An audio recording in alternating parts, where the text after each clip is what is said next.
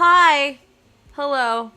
It's Tuesday now. Oh, there's people in my chat already. Hello, Blaze. What's up?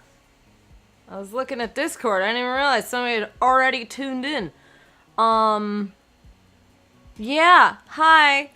I have less hair now. I finally cut it. Just this afternoon. So it's debuting on this here live stream. Oh, I also have fake nails on, and my hair keeps getting caught on it, which is making it hard for me to fully enjoy it. My head is approximately 10 pounds lighter now. I think we cut off like 13 inches of hair.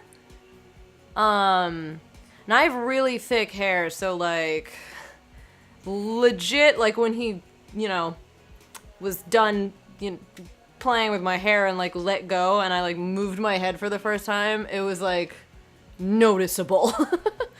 So yay! I've been wanting to cut it for frickin' weeks now, but I had a show and my choreographer told me not to cut it until after the show, and so I booked the first appointment I could get for after the show, which was on Saturday.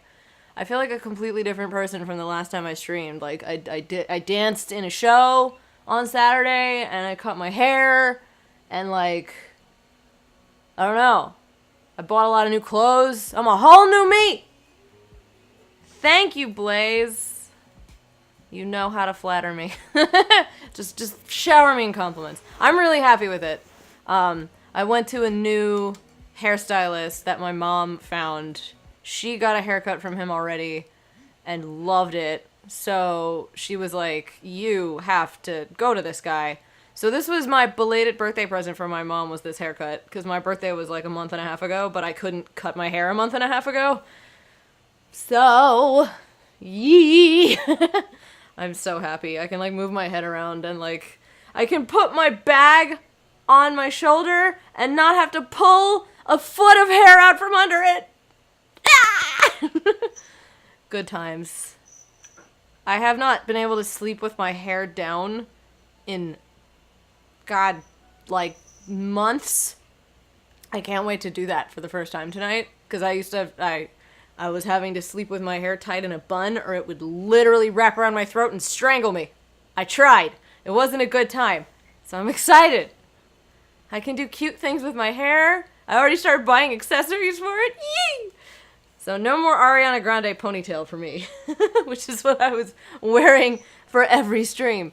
Okay, so if I go on one more date with Matt, then we're like serious business time. So we went on one with Craig and like totally hit it off with him. I want to try out multiple dads. You dig? We went on one with Robert and he didn't even like show up. But we still saw him that night. Hugo or Damien? You gotta like put your... Oops, I forgot to turn off my air conditioner. Thing is loud as shit. We can't have that on, or you would never be able to hear me. How about Damien? He's like so completely different from everybody that we've hung out with so far. And I haven't seen much of Damien or Joseph, so... But I think I'm more interested in Damien, to be honest. You know, that latent, love of, like, the vampire, pale and scrawny, dark and mysterious boys that I used to have in high school when I was in my J-Rock phase is coming out right now. Damien seemed really interesting. A little odd, but interesting. I think I should hang out with him to get to know him a little better. I navigate to Damien's dad book page and type out a message. Hey dude, you seem cool. We should hang out sometime. I sit there for a minute before I see that Damien's typing. But then he keeps typing. And typing. Man, is this guy writing a novel? I leave the computer to make some coffee. That's me. I'm Damien. I do that too. I'll write like a super long text, erase it, try again, keep editing, removing things until eventually I just erase the whole thing. Or I'll just fire off like a pages long text message without thinking about it. Sorry everyone who I've ever texted in my life. And he's still typing. I sip my coffee and the computer finally dings. Whoa! I must confess my excitement to be receiving your kind letter, for as you see, I do find myself available to enjoy your company. I must ask for your forgiveness, however, as I believe our first meeting did not paint me in as gentlemanly a manner as I would have liked. I would be... Holy shit. Oh, he writes it like a letter. I would be highly flattered to enjoy your companionship at my residence for an afternoon tea and a stroll around my garden, should it please you. Till then, adieu, yours, humbled, D. Bloodmarch. Oh my god. Hey, Amanda. Can you help me with something? Dad, for the last time, I'm not popping your back pimples. Gross. Oh, you also type very long text messages? I don't know what it is. It's because I don't like talking on the phone, so like if I need to tell you something, it's gonna be in a text. And sometimes it's like serious conversations and shit, and I don't know, whatever. Gross. No, can you interpret this for me? I turn the computer to Amanda and she squints at Damien's message. I just don't understand NetSpeak. Like, is this how you kids communicate with each other now? Oh, totally. This is the hot new thing. See, Dad? Kids got over saying lol and lamau or whatever, and decided that what they needed to do was bring it back to the 1800s. So what do I do? Where's your pen and quill? What? Did you forget to unpack the pen and quill? Dad, how will we address the nobleman in regards to your upcoming debutante ball? Okay, now I know you're messing with me. Father, without a proper chaperone, you'll never end up with a suitor worthy of our land. Or our dowry. Or... So you read Pride and Prejudice for school once, and now you're reciting things you know about it back to me, aren't you? Like, the first 5 pages, then I read a review of the movie. Still gotta be, though. Great, so what do I say to Damien? I got this. Amanda reaches over me and types on the keyboard. Can't tell you how many people thought I left them on read, but no, slow brain, big text, and I hate video call, which everyone wants to do nowadays. None of my friends are on the video chat train. Like, FaceTime is not a thing that I do. I think I actually FaceTime disabled on my phone because of that security breach that happened recently. And, like, I haven't needed it, really. So, I am sorry for you that your friends like video chatting. Oh, she's responding to him. Sure thing, dude. Regards. Chad. Amanda hits send and smiles at me. Well, I suppose that's that. I make... Whoa! Look at his house! I guess they don't have an HOA here, because his house looks so different than everyone else's. I make the short walk over to Damien's house. Well, I guess you can't really call it a house. It's more of a manor? Estate? The Gothic architecture looms above the other homes in the cul-de-sac. I walk past a couple of gargoyles guarding the front door, and I look around for a doorbell. There doesn't seem to be one. I pull the large, ornately carved bat's head door knocker back, and a hollow sound echoes throughout the house as I strike it against the door. I wait several moments before the door slowly creaks open. It's a little creepy, but I enter the home and take a few steps into the foyer, noting the oil portraits of who I assume are dead relatives hanging on the wall. He is so extra! As I'm admiring them, the front door slams shut behind me. Hello? Silence. An oil lamp in the corner flickers dimly, casting ominous shadows against the wall. Why do I feel like all the people in these paintings are staring straight at me? Why is it so cold in here? Where's Damien? I like the dog. Like, right up there with your relatives, you've got a portrait of a dog. That's A+ priorities. Chad, pleasure to have you in my home.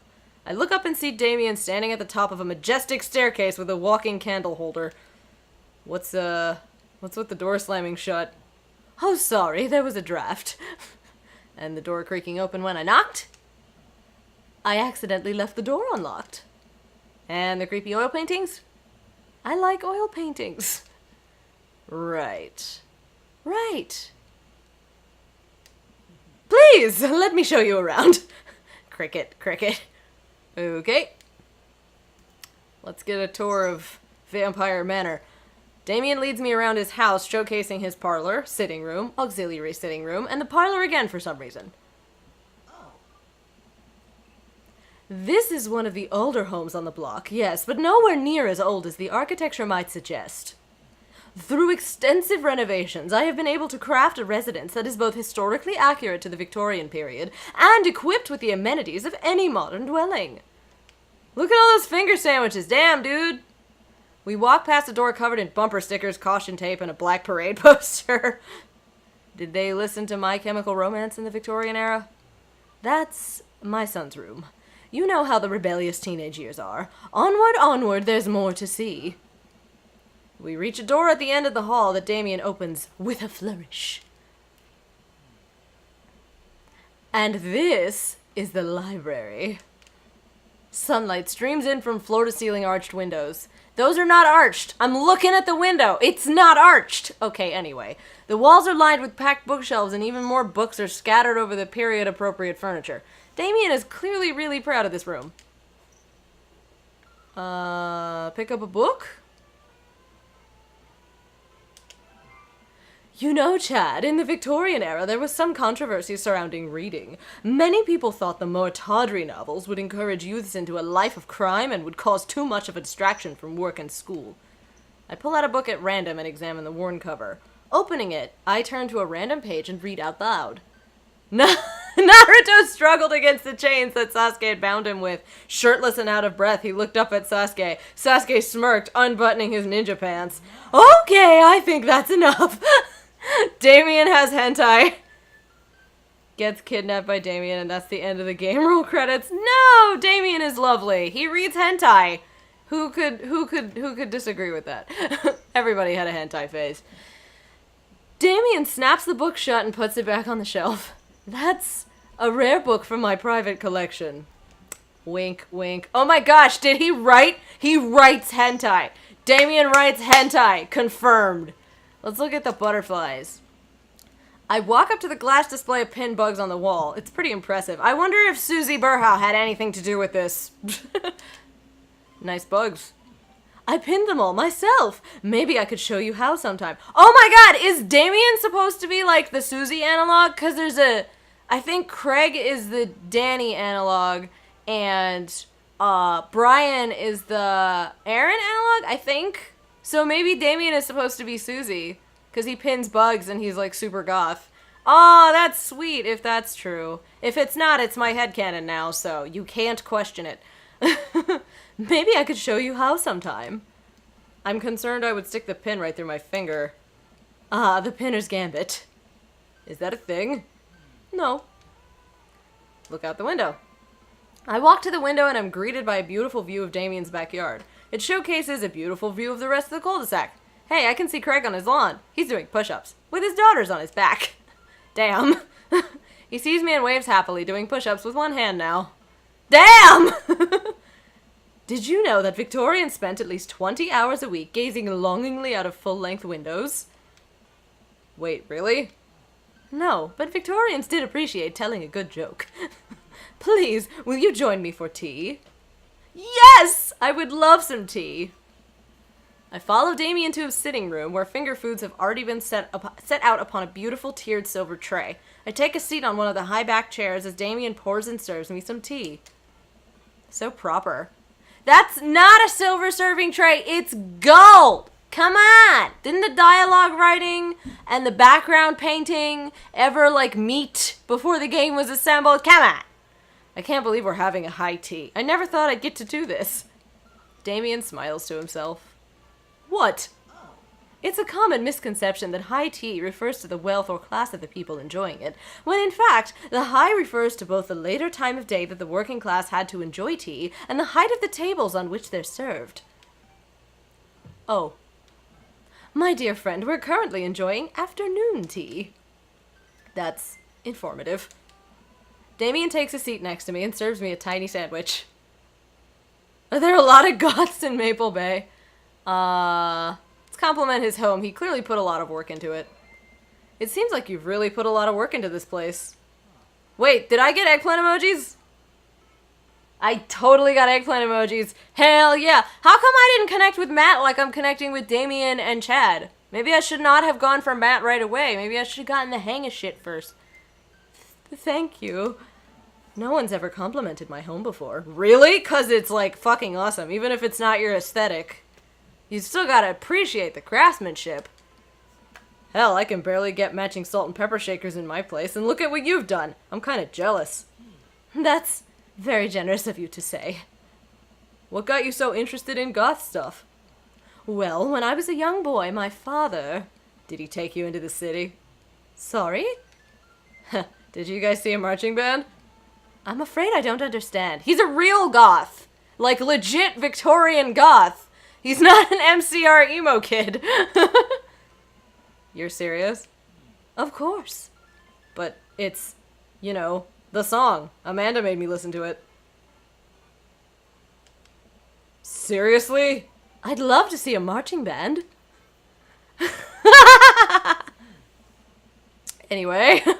Nevertheless, I've always had a love for art, history, and fashion. What started off as a small hobby of collecting taxidermied animals grew into a sort of an obsession. It's a privilege to be able to appreciate the lives and culture of those who came before us, I think. Why not go all the way? I like not dying when I catch a cold. He takes a sip of tea. I can acknowledge that there were many very terrible things about the Victorian era and try to live a life that strictly aligns with those ideals. To try to live a life that strictly aligns with those ideals would be admittedly horrid. But I think it takes a critical mind to truly appreciate something to the fullest, to be cognizant of its flaws and love it all the same. Ahem! Tell me, Chad, do you have any hobbies? Oh man, I do, but I don't know if I care about anything the way you care about this stuff. Well, I'd love to hear about your interests. Hearing someone talk about the things they're passionate about is intriguing and quite honestly rather attractive. Ooh! Please do tell me about your hobbies. I like him. Quick, sound sophisticated! I mean, you know what? Like, let's just be honest. Love me some world jumbles. The, written word fascinates me. We spend so much time using words, you know? And, I think people would appreciate them more if they had to unjumble them. It's poetic, really. Smooth. Oh, so you're a writer? In a sense. We finish our tea and finger sandwiches.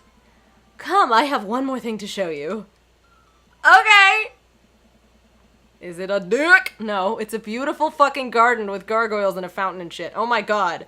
How do you have room for this? Damien takes me around to the back of his home where a variety of flowers flourish in beautifully landscaped rows. A small stone path weaves through it and butterflies flit lazily through the air. My garden. It's beautiful. Thank you. Victorians took flowers and floral arrangements very seriously. You see, it was considered uncouth to discuss personal and romantic relationships in public, so lovers and friends alike would use bouquets to send secret messages to each other. Each flower and plant is symbolic of different feelings. Even more interesting is that one flower could mean different things depending on the other plants it was paired with. One had to be extremely careful, as even the style in which the ribbon was tied around the bouquet affected the message. You want his house? Right? It's so beautiful! And thank you for the host as well, Blaze. The language of flowers is so fascinating. Damien leans down and plucks a gorgeous bright orange flower off a vine.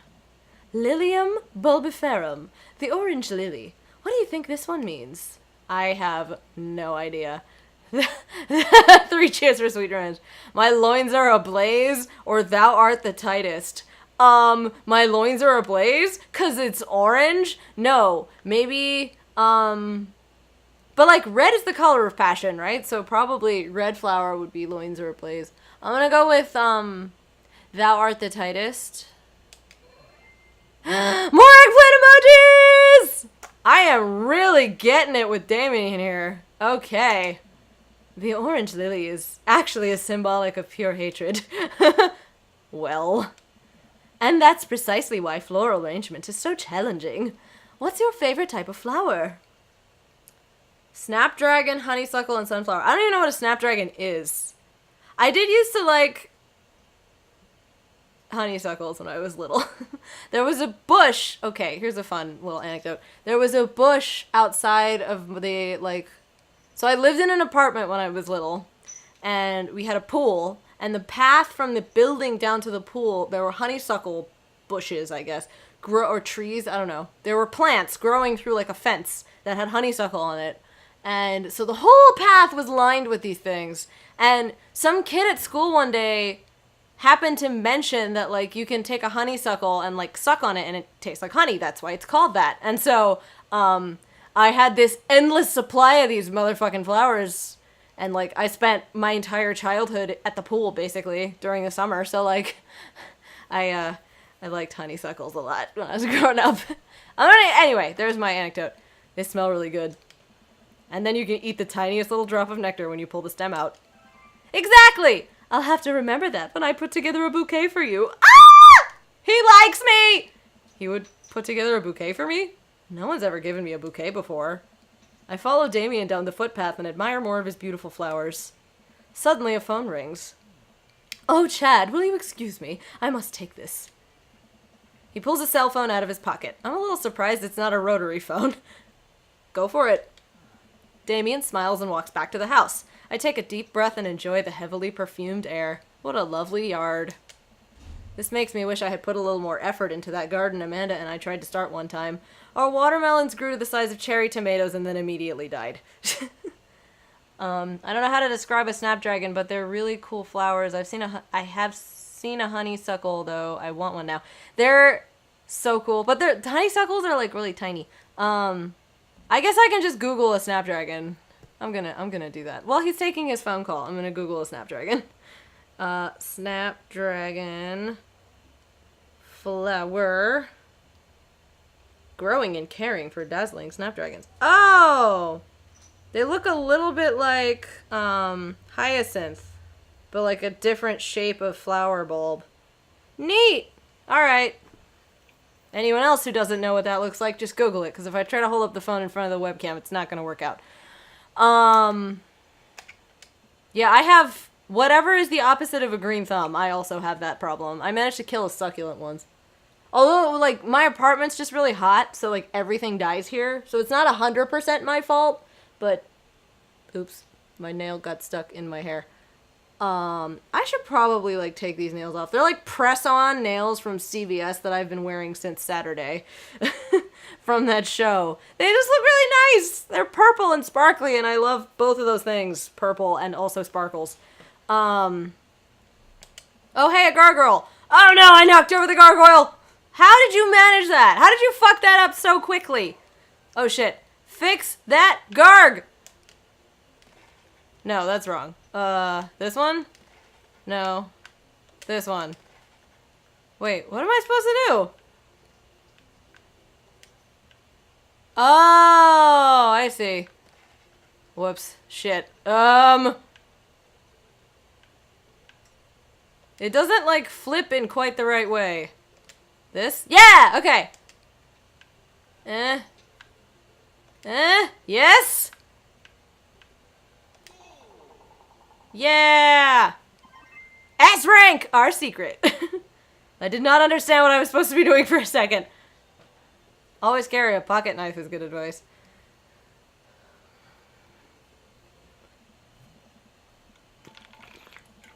Phew! That was a close one. Uh-oh. Here comes Damien. He looks upset. Chad, my sincerest apologies to have kept you waiting. There's an urgent matter I must attend to, so I'm afraid I must take my leave. No problem, dude. Everything all right? Damien worries the hem of his coat with his fingers and looks away. Everything is perfectly fine, but it's Lucien. What's wrong? He appears to have, well, his teacher needs me to come to the school post-haste. Damien would have been so upset. I know, right? But, like, I don't know. He seems so graceful. He probably would have just pretended it was no biggie. So as not to, like, embarrass you or something. I don't know. I kind of get that vibe from him that he'd be, you'd get in his way and he'd apologize to you. He seems like that kind of person. Post-haste, etc. Do you need help? Oh, no, you don't have to. Let me come with you. Us dads gotta stick together. You're right. This is one of Lucien's more elaborate stunts. I would greatly treasure having another parent by my side. Let's go! Okay. Hi, Hugo! I might date you next, so prepare yourself. Damien and I walk into the school and are immediately greeted by an anxious-looking Hugo. What the fuck did he do? Hey, Damien, you're here in record time. I wouldn't miss it for the world, dear friend. Wow, whatever it is, it doesn't seem like this is Hugo and Damien's first time to the my kids are in trouble rodeo. What is it this time? This, Damien, you have to see to believe. Damien and I fall into step behind Hugo, who leads us through the busy corridors of the school. We pass by several classes in session, and I vaguely wonder if Amanda's around. Hugo eventually ushers us into a small boiler room with a flight of rickety stairs leading down into darkness. Oh boy. Watch your step. I can hear faint voices drifting up from the basement, and they don't sound happy. As I'm led into the depths of the school, I recall the antics I got into as an angsty middle schooler. At least I had enough sense to stay out of creepy basements. We find another teacher in the boiler room, tucked away in the back of the basement. With him are Lucian and Ernest, Hugo's son. Lucian has a bloody nose, which we're not gonna draw. Thanks for coming. I can't make head or tails of this. I look around. Okay, this person's like Bostonian, I suppose. I look around at the scene of the crime and see a bunch of bricks and some masonry tools scattered around. What happened here? Ernest punched me. Lucian tried to kill me! The room falls silent. I was not trying to kill you, dumbass. I was just trying to build a brick wall around you and see what would happen. You promised me there was wine down here! You tricked me! Whoa, whoa, whoa, wait a second. Lucian, did you try to cask of Amontillado Ernest? I'm neither confirming nor denying that. I turn to Damien and whisper to him. What's cask of Amontillado? It's a classic Edgar Allan Poe short story where a man gets his enemy drunk, lures him down to his cellar with the promise of wine of a fine vintage, then buries him alive behind a brick wall. It's a lovely story. So wait, Lucian, you tried to do that to him? I was curious to see how it would turn out. I wasn't actually gonna leave him there. What was the thought process here? That Ernest was just gonna sit still while you slowly built a tomb around him? Well, it worked for like 20 minutes because he's an idiot, but then he realized that I had lied about the wine. And you were cackling maniacally! That sort of tipped me off. Ernest, 20 minutes. Dad, it took you 20 minutes. Son, we just did an entire 2-week unit on the cask of Amontillado, and it took you 20 minutes to realize Lucian was leading you into an elaborate ruse. Did you even read the story? I read the first 5 pages and then read a review of the movie. It's only 5 pages long and there is no movie! Yeah, you're right. I paid Lucian to read it for me. Actually, he didn't even pay me. So when you think about it, this was me teaching him a lesson. Damien and Hugo both have their heads in their hands. You guys are always telling me to engage in the literature, and I did. I don't see a problem here. Alright, I'm filing this under what the hell. Don't do whatever that was again. You two are both suspended for a week. Ernest and Lucian high five. The teacher starts to stomp up the stairs. Hugo, I'll cover your class. Take your son home. Mr. Bloodmarch, you too. Thank you for your mediation. We all head up the stairs and out of the school in a tense silence. I mean, yeah, okay. That would be the son of a goth's, like, prank. Would be to cask of Amontillado somebody. Lucian, Damien, and I all pile into my car and begin the drive home. Lucian immediately puts his hood up and stares out the window angrily. Lucian didn't even have a hood. He's wearing a t-shirt. I'm not going to therapy again. I know, son. It's entirely up to you whether or not you want to go. But I care about you and I can see that you're struggling. So if you decide that you would like to speak to a professional about your feelings, we can do that too. Maybe you can spend this next week looking for a summer job, huh? I know how much you want your own car. Just wanted to put a tomb around him. Yeah, you know. It was a fun experience. He was engaging with the literature. I get it. I can't believe Damien's keeping his cool. I'm impressed. ... Fine. Thanks for not freaking out too hard. I love you, son. Lucian continues staring out the window. Love you too. Aww! We spend the rest of the drive in relative silence. That was a cute moment. The moment we pull into the driveway, Lucian hops out of the car, slams the door, and runs inside. I didn't expect to have that conversation in front of you. He and I have a lot we need to work out. It's alright, and all things considered, Lucien's bricklaying was pretty good, so there's your silver lining. There is that, yes. I really admire how you handled that, yeah. You were a lot more diplomatic with him than I would have been. I just want what's best for him, and I don't think yelling at him would do either of us any favors. It rarely does. You're a good dad. Eee! So many eggplant emojis! See you around soon? It would be my honor and my pleasure. Damien bows with a flourish. Classy. Eee! Date success! I come home to find Amanda curled up on the couch with a blanket watching TV. I plop down next to her. Yo! What you watching? Tiny House Hunting Brothers, Extreme Edition. I hate this show.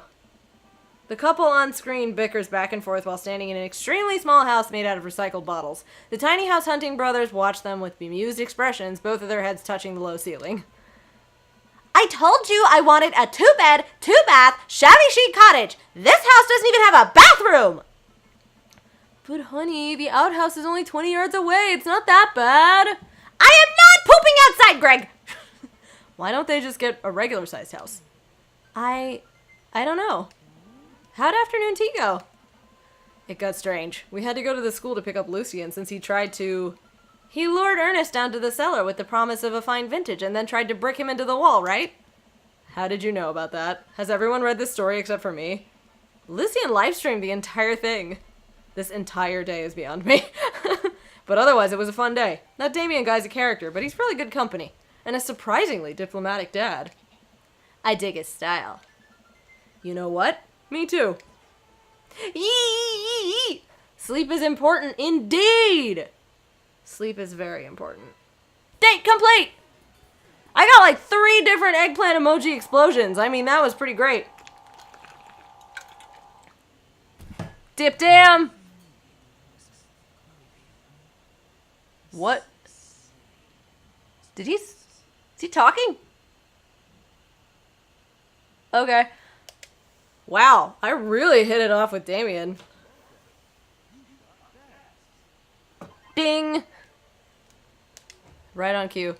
Hey dude, I've got the runs! Oh, I've got just the thing. I'll head to the store and grab you a real chunky milkshake, cherry licorice, and a book of word jumbles that I find helpful in strenuous times such as these. What? Wouldn't that make it worse? Oh, it's not for the diarrhea. Milkshakes are just comforting. Wait, why are we talking about this? By I've got the runs, I meant that I feel like running. Wanna come with me to the gym? Why do I feel less excited about that than getting you home remedies for diarrhea? Come on, man, it'll be fun. You know what? Sure. When are we doing this? There's 30 more minutes left in this Meat Hell marathon. I'm outside right now. I'm warming up. Okay. At least let me see if Betty gets away from the wolves in time to get her sopressata wrapped cheesecake out of the oven. 5, 4, 3, 2, 1. All right, let's go for a run. Oh, I've been raided. Wait, what? Mr. Weeble, like the actual Mr. Weeble? Because if not, that's very disingenuous. Hold on. Wait. Like, the actual Mr. Weeble just raided me? What the what? Holy shit! Oh my god! I didn't even know you were on Twitch, good sir! Wow! Thanks for the raid, and, holy shit! There's a Scotch box has worked with Mr. Weeble. There's a community overlap. Hi, Sneelps. Also, oh my god! Sperm whale spinning. Okay. Hello. Welcome. I am so starstruck. I think I spent like, I don't know, like 70% of my formative years watching Weeble and Bob. And like, I think We all lend Mr. Weeble our voices at times for free because he is desperate for good talent. Oh my goodness. Hi everybody. Welcome to my humble stream. Oh wow. Okay.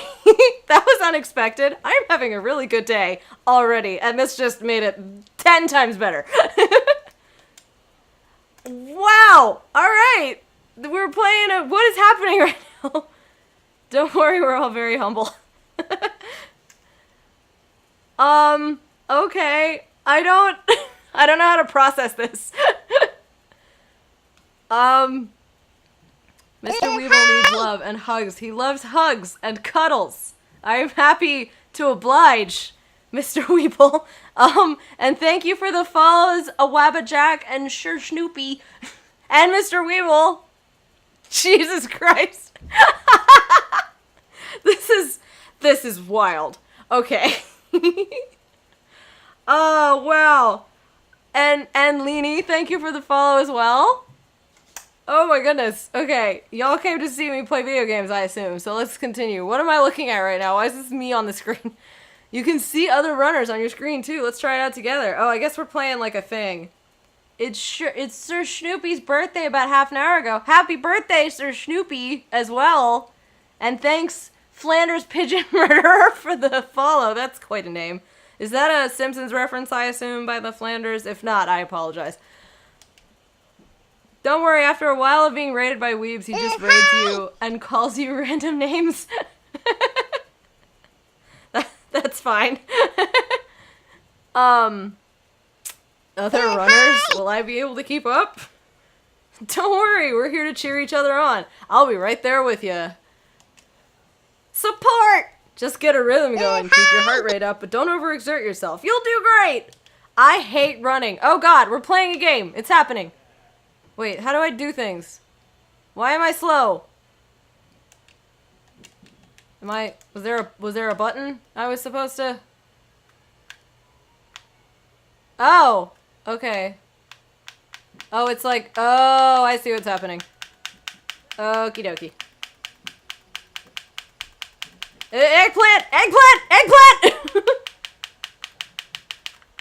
Do I need to run faster? Is that what we're doing? This is a very strange control. Is that your spaff meter? I mean, it seems that way. It goes from sweat drops to eggplants. This is a really weird, like, motion that I have to do. I don't like this. I wonder if I can use the D-pad. Oh, the D-pad is easier. The D-pad! Oh yeah, oh yeah, oh yeah, we're doing it! This is a really weird position. You gotta splooge harder. Oh god, I'm like spitting everywhere. Ah! Just like this dick! Splooge your D! That's right, that's right. The trees look a little bit like poop emojis. My thumb is like seizing up from this. This is the position I'm in right now. This is like a really unnatural splidge your Benson. Okay, okay. Oh god. This is a really weird, like, button mash situation. It feels very unnatural, and I do not like it. What a time to be rated when I'm using the splooge meter. I'd be scared to break my Switch Joy-Con doing that. This is on PS4. This controller feels a little sturdier. The Joy-Cons are so teeny-weeny. The PS4 really has the size for it. There's a waterfall made out of sweat emojis. This is just such an awkward one. Oh my god. Too poor for a PS4. I went halvesies on this with my boyfriend. We bought, for Christmas one year, so like with a Black Friday sale, we went half and half on a PS4 and a handful of games. And now we live together, so like, it's my PS4 too now. You're a filthy PC user for life. I used to have a PC. I was a PC person for many years, and then like I went to college for graphic design, so like a Mac was kind of a necessity. And I've been a Mac user since, but I don't know, I might consider jumping back onto the PC the PC side once the Mac eventually kicks the bucket, which it might do soon. I hope it doesn't, but, cause, you know, streaming is a lot easier and gaming is a lot easier on a PC. Also, like, Twitch, oh my god. That was like carpal tunnel waiting to happen. S++, holy shit. I figured it out eventually and I did so well. Vernon, Aaron, Brent, Craig, Chad, Megan, Ross, and Ryan. Alright. You should. Don't do Mac. You can get Photoshop on Windows too. You know, I learned Photoshop on Windows. I got a Mac just because I got a Mac in college because the only computers we had available on campus for design students were Macs, and I was just sick of having to like make them be friends because the USB drives need to be reformatted and stuff like that. Macs these days restrict you with software. Early 2000s Macs did have more creative software. Yeah, I don't think that the Mac is better for artists thing is really true anymore. It's just that I've just gotten used to Macs. But I don't know. My boyfriend jumped ship because his Mac died after a little over a year. The logic board just fried. Like, it went to sleep one night and never woke up, and he switched to a, what did he get? Lenovo, like, the Yoga something. It like flips all the way back. I don't like the lack of control the Mac has. Their idea of a right click is so bad, like the double tap thing. I don't know, I'm just used to it. Anyway, we ran and we did a good, and we got eggplants. Way to go. Okay, my hand hurts now. I did not like that. I did not like that video game or that mini game control. It was unpleasant for me. Do we have a group chat with Damien and Hugo? Oh, that's right. That's from before. That has nothing to do with, this thing. Should we go on a date with Hugo? I haven't gone on a date with Hugo. Maybe I should go on at least one date with everybody. Just to really get the full experience. At least one date with everybody. Yeah. Hugo's so cute! I mean... he's also, like, distinguished and sophisticated. And he's dealing with an absolute demon child. Amanda could be good for Ernest, you know? It's okay if you don't come in first. Just make sure you have health insurance? What? Try not to make assumptions about people. Okay, that's fair. Be generous and kind to everyone. That's good advice.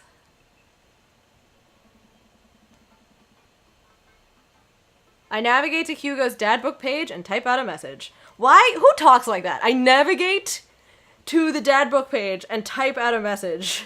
How about just, like, I shoot Hugo a message? I don't know. I guess he's, like, not with it. He did say that the last scene. Hey, Hugo, great seeing you at the barbecue. Want to hang out sometime? I mean, I just saw him yesterday at the school, but okay.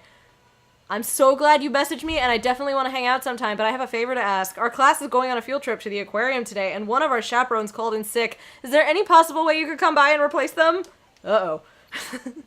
I completely understand if you don't want to or can't make it, but I'm gonna be honest with you here. It's the middle school class. I need as much help as I can get. I think about that for a moment. Man, that's a lot of screaming kids that I'd be accountable for. And they're in middle school. Arguably the worst age to be. Amanda silently trudges into the kitchen and pours herself a bowl of cereal. Morning, Amanda. That's so cute. Morning, Pops. Hey, how was middle school for you? Bad, but nobody likes middle school. It's 3 years of bad acne, crying, and being generally terrible. Everyone sucks, no self-awareness. It's just a bunch of hormonal teenagers locked in a gross old building for 40-plus hours a week doing long division and starting fights over, I don't know, pizza day? Top 40s pop? Middle schoolers should be avoided at all costs. What was your middle school experience like? I don't remember. I didn't like it, personally. I did not enjoy middle school. I had my first crush in middle school, and I'm still bitter about it. Alexis Stuggs, you hurt me and I'll never forget. What'd she do to you? I stare off into middle distance, remembering the 24 hours we dated and the 3 times we held hands between class period. It was butts. Then I remembered the bitter betrayal, her leaving me for Arnold Birmingham, him making me eat dirt in front of her. I don't want to talk about it. See? Middle schoolers are reprehensible. Wait, why are you asking me about middle school? Oh, Mr. Vega requested my help to chaperone his middle school class to the aquarium. Just wanted to know what I was in for. You get to go to the aquarium? Are you kidding me? The last field trip I got to go on was the clam chowder factory. They didn't even give us clam chowder. They gave us square pizza at a clam chowder factory. Oh, is that why you won't eat clam chowder anymore? No, it's because Bobby Wellingham threw up into one of the vats of clam chowder and I'm the only one who saw it happen. It haunts me. Gross. Right, let's leave that story firmly in the past. Anyway, you should just do it. Mr. Vega sounds like he could really use the help. Plus you get to hang out with cool fish. Chowder! Yes. I always think clam chowder is going to be a good idea, and then I start eating it and I just regret it immediately. Amanda, I get kind of weird about aquariums. The ocean makes me nervous. What? Are you worried that a whale's going to pop out of the touch tank and swallow you whole? Don't you put fear in my heart. Well, do they have penguins there? Yes, they have penguins there. Then it's settled. Penguins outweigh the fear of the ocean. I sit back at the computer and let Hugo know that I'm available. He tells me to meet him at the aquarium and gives me the address. I grab my keys and kiss Amanda on the forehead before heading out. It's the soup that can swim while you eat it. It's the snack that smiles back. Cold fish. Do they still use that tagline? I don't even know. I don't have a TV. Obviously I have a TV. I don't have cable anymore. I don't get advertisements. Anyway. Doody-doo. I arrive at the aquarium to find that the school buses have beaten me there. Preteens... I just accidentally skipped by the preteens huddle around their teachers in small groups, yelling at each other and goofing off. Every teacher is something, probably annoyed. Hugo jogs up to me looking frazzled. I'm so glad you're here. Hugo! It's been a debacle all morning. We're short-handed and most of the kids won't stop screaming, as I'm sure you know is the case with all middle schoolers. I lived through Amanda at 12. I'm all too familiar. Great! Well, it's you and me chaperoning a group of 10 kids. They're over here. Hugo walks me over to a gaggle of preteens who are all sitting on the ground playing with their phones. They're not kicking each other like some of the other groups, so we're off to a good start. The one benefit of screen, pervasiveness, I guess, is less screaming of children. Can you guys put your phones away? All the kids look up for a moment to stare at Hugo. They then go back to texting. At least they're quiet. Too quiet. These guys are up to something. I can feel it. There's no way. They're too busy thinking about not getting food stuck in their braces to pull any stunts. It's middle school, after all. We'll see. So many fish! This is a really pretty color scheme. I like this. The classes start filing into the aquarium, and Hugo hands out massive stapled packets of paper to each kid. These are due at the end of the field trip. Yes, this will be for a grade. No, you can't borrow a pencil. The kids collectively groan and grab the sheets from Hugo. What's in the packet? Is there a breadfish in there? You know, I don't see one, but there might be one hiding. You never know. Maybe there's more rooms in this aquarium that we're probably not going to see. Honestly, it's just busy work so that the teachers can have a moment's reprieve. I think one of the questions asked them to sit quietly for 10 minutes to think about the Great Barrier Reef. Nice move. Teacher hacks. I like that. Wait, I thought you were an English teacher. What does the aquarium have to do with books? We just did a unit on the old man and the sea. Nothing quite like introducing kids to the futile perseverance of the human spirit by making them pet stingrays. It gives us time to check out some of the exhibits as well. Come on, they have a phenomenal selection of tropical fish. While the kids sit on the floor and pretend to do their assignments while they text, Hugo and I wander over to a large tank filled with brightly colored fish. Hugo points to a brown and white fish with long spines. That right there is a lionfish. Did you know that their stomachs can expand up to 30 times in size? That's a useful skill. Whoa. Their spines are venomous, too. Nature is hardcore. You think that's bad? Take a look at this one over here. Hugo points to a spiny, grumpy-looking fish hanging out near the bottom of the tank. That's a stonefish, the most venomous fish in the world. And they just, keep it here. Oh, they're relatively harmless, so long as you don't step on them. What happens if you step on them? Tissue necrosis. Gross! Cool. Nature is wild. Man, Hugo seems to know a lot about fish. I feel the overwhelming need to impress him. I'm sensing a pattern here, Chad. Hey, see that fish over there? That one? Yeah, that's the...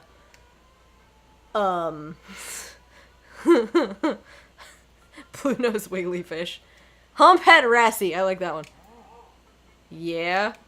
Did you know that paranormal fish are psychiatric fish? Paranormal. Yeah, let's go with that. This fish sleeps upside down, but contrary to popular belief, is not an actual vampire. That's the vampire fish. Wait, are you serious? Serious as a heart attack. Absolutely not. I'm playing it for the gag here. Ha! Good one! Yeah, I got hearts. Ah, yeah. We lead the kids to another room. Sharks, sea turtles, eels, and other marine life swim around in massive floor-to-ceiling aquarium. The kids begin trying to take selfies with the sharks. Hugo leaves my side to separate two kids who started fighting over a Capri Sun. I don't know why that's so funny to me. I walk around the room reading the tiny little blurbs about different fish swimming inside of the enclosure. After a while, I look around and see Hugo again. He's gazing up at the aquarium in childlike wonder. The ripples in the water cast blue, moving shadows across his face. For someone surrounded by angry, hormonal preteens, he looks completely peaceful. He looks really cute in this light. I hope he doesn't notice me staring. Ooh! Wow. I walk over to join him. Beautiful, isn't it? Ooh!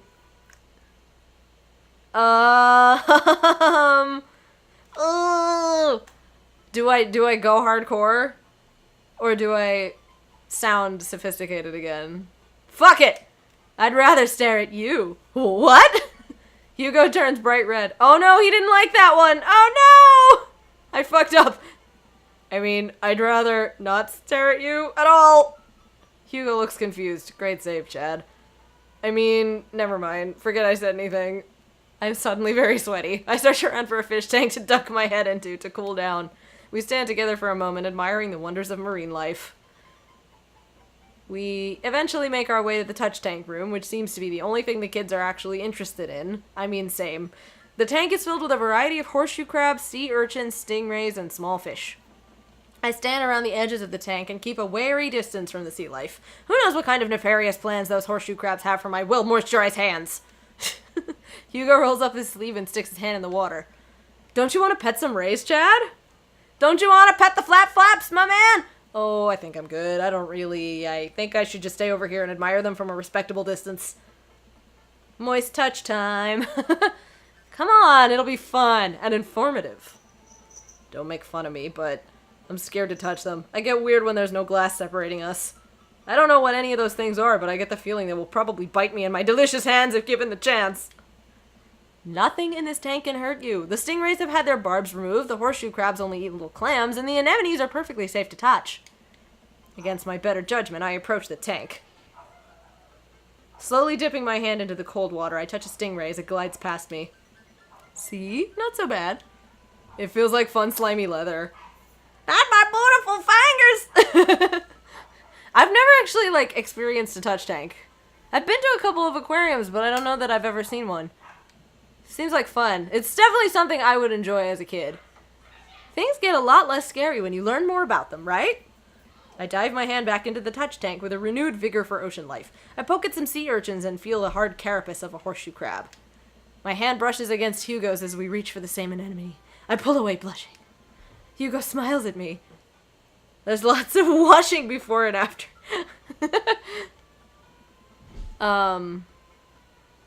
Hey, you're supposed to be touching the fish.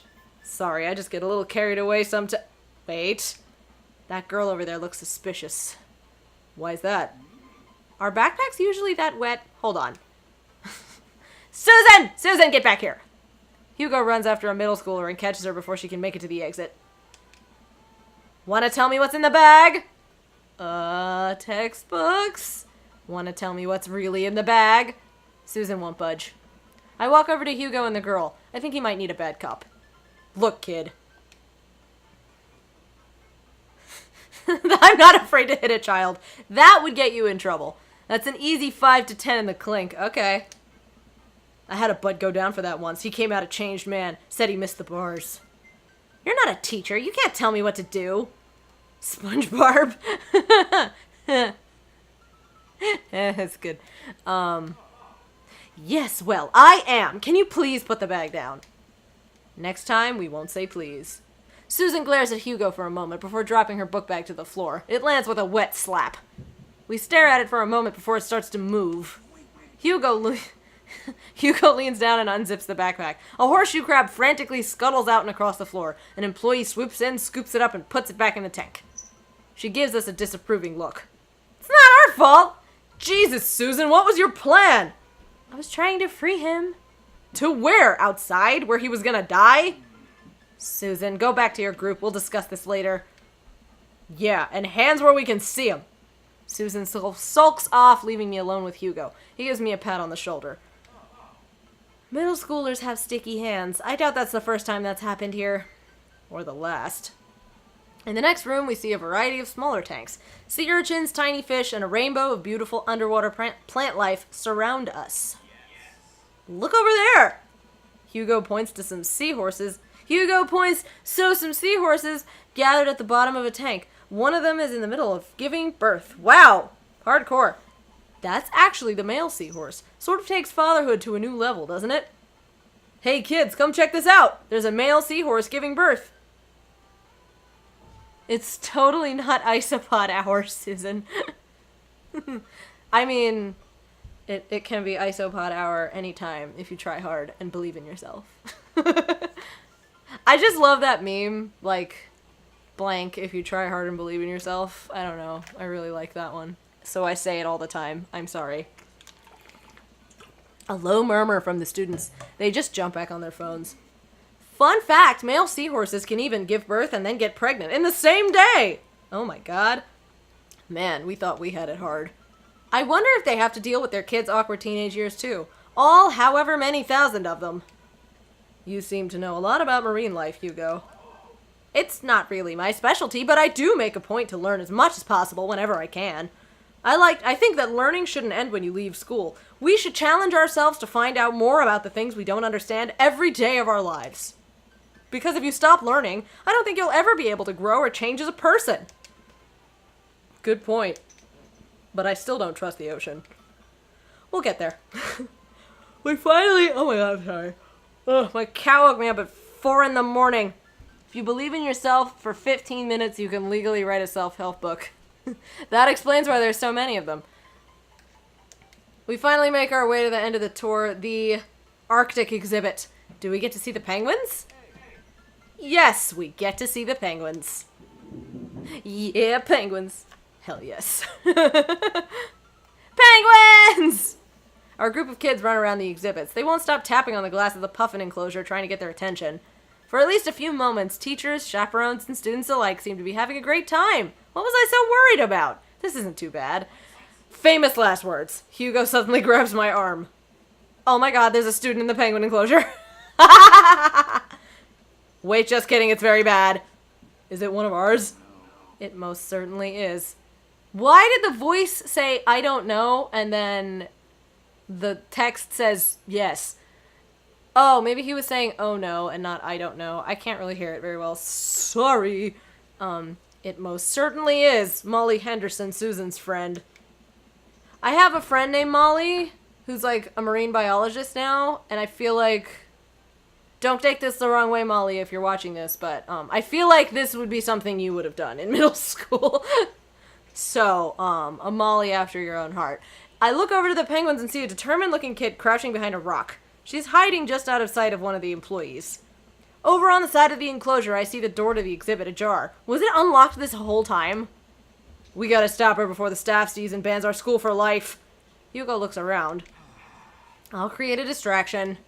Hugo runs towards the puffin exhibit and addresses the entire room. Everybody, everybody, everybody, I have an announcement. The whole room turns towards Hugo. Here's a few facts I bet you didn't know about penguins. Everybody just stares at Hugo, confused. Well, this is my shot. I run into the enclosure and I'm greeted by a cold blast of air. Psst, hey! The girl... Hey! I'm Batman now. The girl whips around to look at me. Her nose is pink from the cold. You can't be in here! Neither can you! I try to walk over to the girl, but the ground is so icy that I just end up slipping. I catch myself before I hit the ground. Excuse me! But the girl still laughs at me. Contrary to popular belief, penguins are birds. Birds are traditionally known to fly, but penguins cannot. So I can understand some confusion when we're discussing the birdness of penguins. The crowd is still somehow enraptured. Kid, what are you even doing? I'm letting the penguins go. They deserve freedom. Where are they even going to go? They're gonna live in my closet. Look, I just don't even have time to argue about this. We gotta get out of here. Not until I save a penguin. Little known fact is that penguins only live in cold climates. With some exceptions. So they don't all live in cold climates if you're splitting hairs here. Did I mention that they don't fly? He knows so much about fish, but like not a damn thing about penguins. I'm running out of time.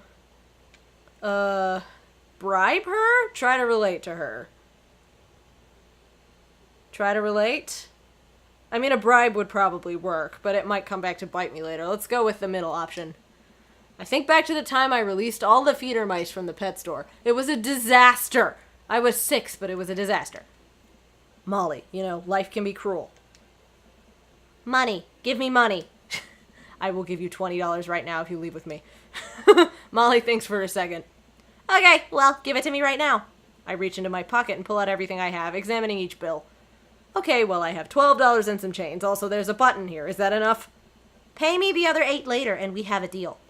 Smart kid. We moved to shake on our agreement before suddenly I realized there's a wave of penguins on their way out of the enclosure. We're gonna have to block these birds.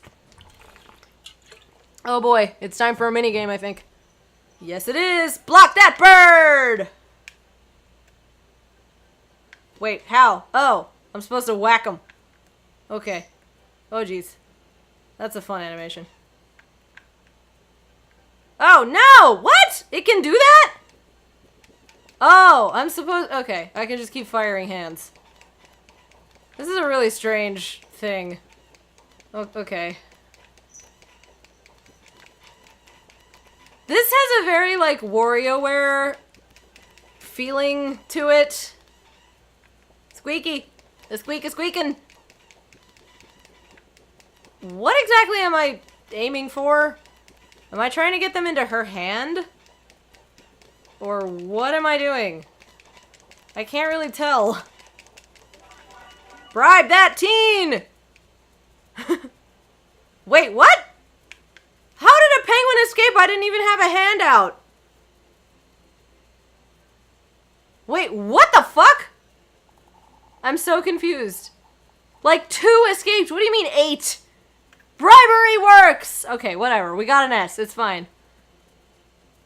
I don't really understand how 2 penguins turned into 8 penguins, but okay.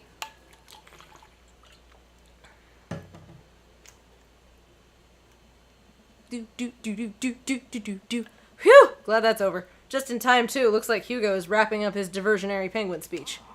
And that's why I think that penguins are one of the best animals in the world.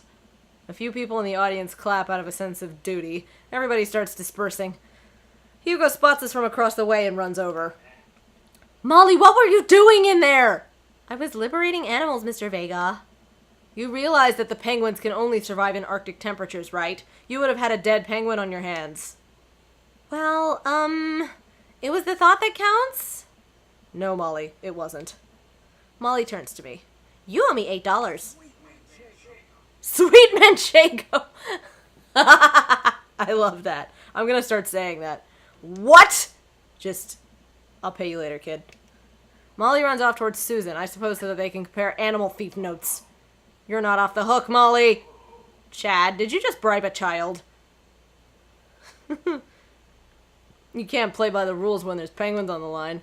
Listen, man, we've all done dark things in our lives. I'm not the young, bright-eyed youth I used to be. That person believed in a world where you wouldn't have to bribe children to save a penguin. The me today knows different. I only wish I could go back. So dramatic. Let's just get through the day and get out of here. Good, man. With the day finally coming to a close, the whole film is 5, 4, 3, 2, 1. Hello, Hello, Sammy. Thank you for the raid. 2 raids in one night. Wow. What is this? Oh, it's a penguin with wings. Thank you for the raid, Sammy the Samfish. I've been raided twice in one stream. That's never happened before. Wow. Hi there. We just narrowly escaped penguin-based trouble? I don't know. I forgot how to word. Do I have a command for that? I don't think I have a command for that, Brick and Stone. But I'm playing Dream Daddy. If you were wondering what game I'm playing. Hello, 5 Purple Mochas. And hello, Brick and Stone, as well. Make our way back to the school buses. Yes. As we leave the aquarium and the kids load onto the buses, Hugo pulls me aside. Hey, Chad, thank you so much for helping out today. You're a lifesaver. It was no problem. It was actually kind of fun. Cost me $12, but it was fun. Let me take you out next time to make it up for you. Make it up to you. You like cheese boards? I love cheese boards. I'm all about cheese boards. There is nothing on earth more satisfying than a good cheese board. Yes! Eggplant emojis! On a roll! Great! Well, I gotta make sure the kids don't steal anything else. See you around! I walk inside to find the house empty. Huh, I wonder where the panda's at. Eggplants! Yes. A lot of eggplant emojis up in here. The volume of eggplant emojis has been increasing with every stream. Before I know it, Amanda pops in through the front door. What you up to tonight? Just doing some homework. How was the aquarium? It was an adventure. Some kid tried to steal a penguin. We've all been there. I had to run in and grab her before any of the employees saw. You got to go into the penguin enclosure? Did you steal a penguin for us? Hello, Morbid. Amanda, no penguins were stolen thanks to the valiant efforts of myself and Mr. Vega. It was nice getting to spend some time with Hugo, though. I'm surprised he helped complete a covert op. He's usually kind of a what? Kind of a stick in the mud? He's actually pretty cool. I had a good time with him. Alright, too much adventure for me today. I'm gonna go rest my eyes. You mean take a nap? There's a difference. You'll learn when you become a father. No, I get it. I get it. There's a difference. Sometimes you just need to, like, lay down, shut your eyes, and just relax, but not actually sleep. And sometimes you want to just actually sleep. Just wow. Okay. I gotta be. That's okay. I did way, way better with Damien. And much better with Craig, too. I did okay with Hugo. Hugo and Matt, I'm just, like, not really vibing with, it seems. Which is a shame, because I love both of them. Hey, buddy, so I have a favor to ask. Robert invited me over for dinner. And I know it's kind of a faux pas to invite another bro, but I've known the guy for years and I still can't get a good read on him. And I know it's going to be super awkward if I go by myself. Will you please come with me? Eggs and sweat and sweat. I just straight up nap. I nap too at times. But it's hard for me to fall asleep in the daytime. So sometimes it's just rest in the eyes. I love food. I especially love food that's free. And I don't know why you're so sweaty over cooking, but sure. Yeah, dude, I'm down.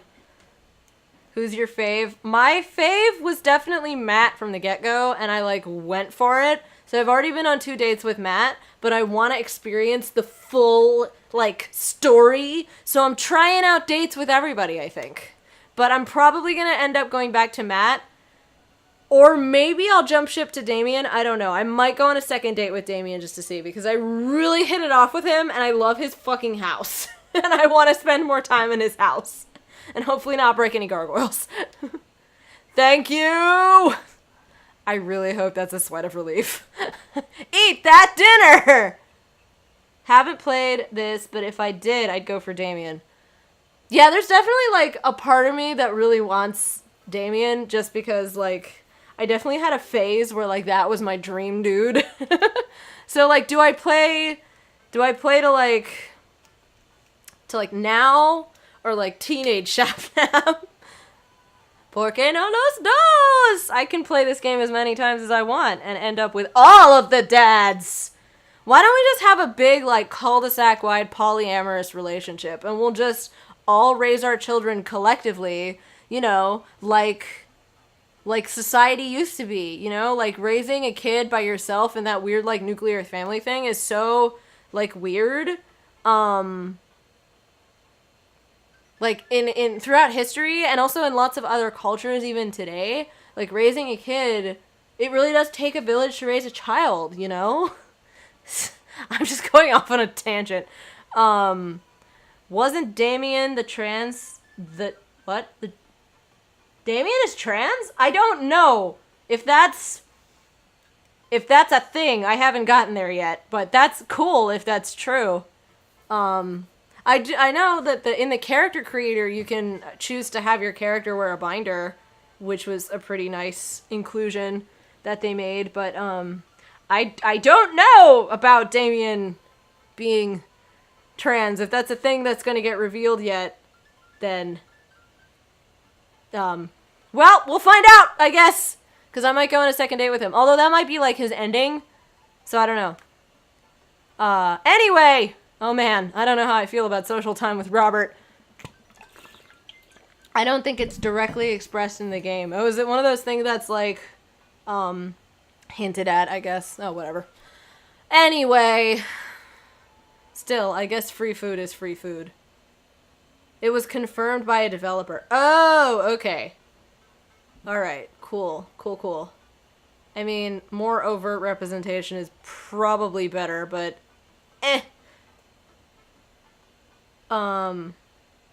free food is free food, indeed. I concur. Yeah, dude, I'm down. Thank you! Didn't we already go over this?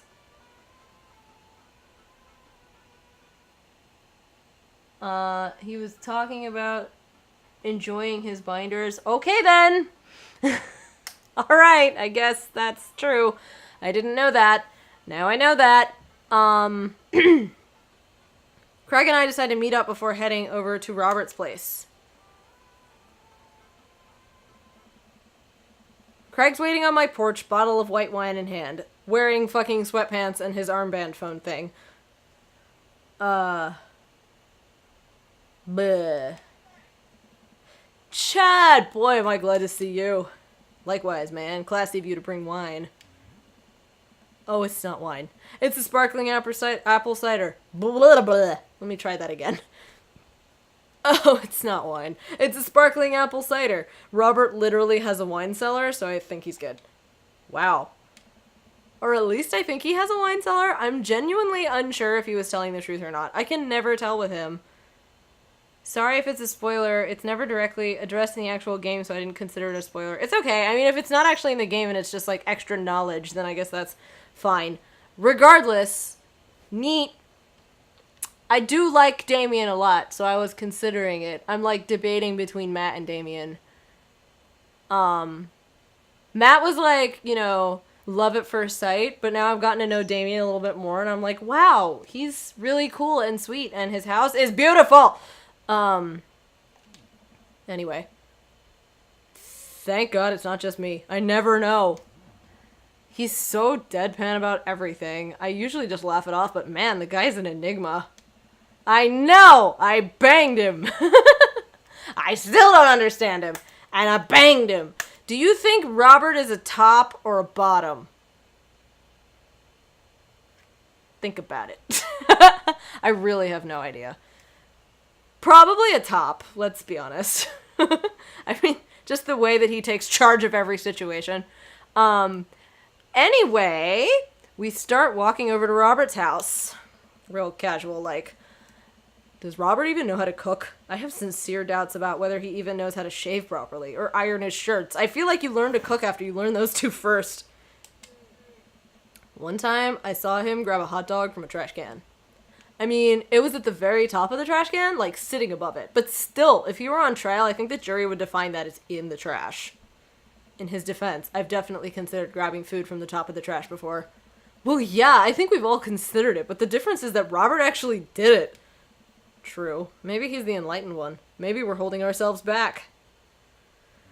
I mean, no, I don't think so. I wouldn't do that. I would just, it's not worth it, man. The diseases. You don't know. You don't know what's in that trash can. Shit. We arrive at Robert's house and ring the doorbell, but the doorbell won't chime. Must be broke. Broken. Broke. Craig knocks on the door a few times. Since when does Robert have a dog? I don't know. That's weird. I can hear Robert just inside. 1 second! Robert, the bad boy looking one. Yes. That one. I kind of accidentally fucked him in the first episode. Whoops! This is Uncharted. I feel like top, or at least versatile. I really think he's a top. I do. He might, like, try, because he seems like he'd be down for anything at least once. Like, he might try to bottom at least once just to see what it's like. But he strikes me as a top. He's just very, like, take chargey. I don't know. Anyway, this is a conversation we're having. This is uncharted territory, Dad. What if he's the one making barking noises and there is no dog? Don't say that. We're not even inside yet. Finally, the door opens. Robert looks pretty stunned to see me and quickly adjusts his posture to try to hide it. This is gonna be weird, isn't it? Chad, didn't know you'd be tagging along. Did Craig not tell Robert I was coming? Come on, Craig! Yeah, Craig! Dang it! I can leave if it's not... No, it's fine. Come on in. Wipe your feet. I've never seen him stutter before. Oh my god. He's like always so cool, and now he's like so not. Not like that he's not cool, like he's lost his cool. Whoa. Damn, bitch, you live like this! There's just shit everywhere. Holy shit. There's a stick bug. Like on the wall, he has a portrait of a stick bug. That's a thing. Someone else drew this background. This background looks wildly different from every other background. Huh. Interesting. Thanks for the follow, 5 purple mochas. Also, I saw that. I saw that in my referral. Did you follow me because I revealed that I boned Robert in the first stream? Did you follow me for my boldness, which was completely an accident? We enter Robert's living room, which is a lot more inviting than I remember it being. Make yourselves at home. We can still hear barking from the other room. I didn't know you have a dog, Robert. Oh yeah, that's Betsy. Have to put her up when guests are over. She'll calm down in a bit. What kind of dog is she? Pitbull. Rescued her from a dog fighting ring a few years back. She hates strangers. If I let her out right now, I probably would have to take you both to the ER. Craig and I make eye contact. He raises an eyebrow at me. Oh, okay.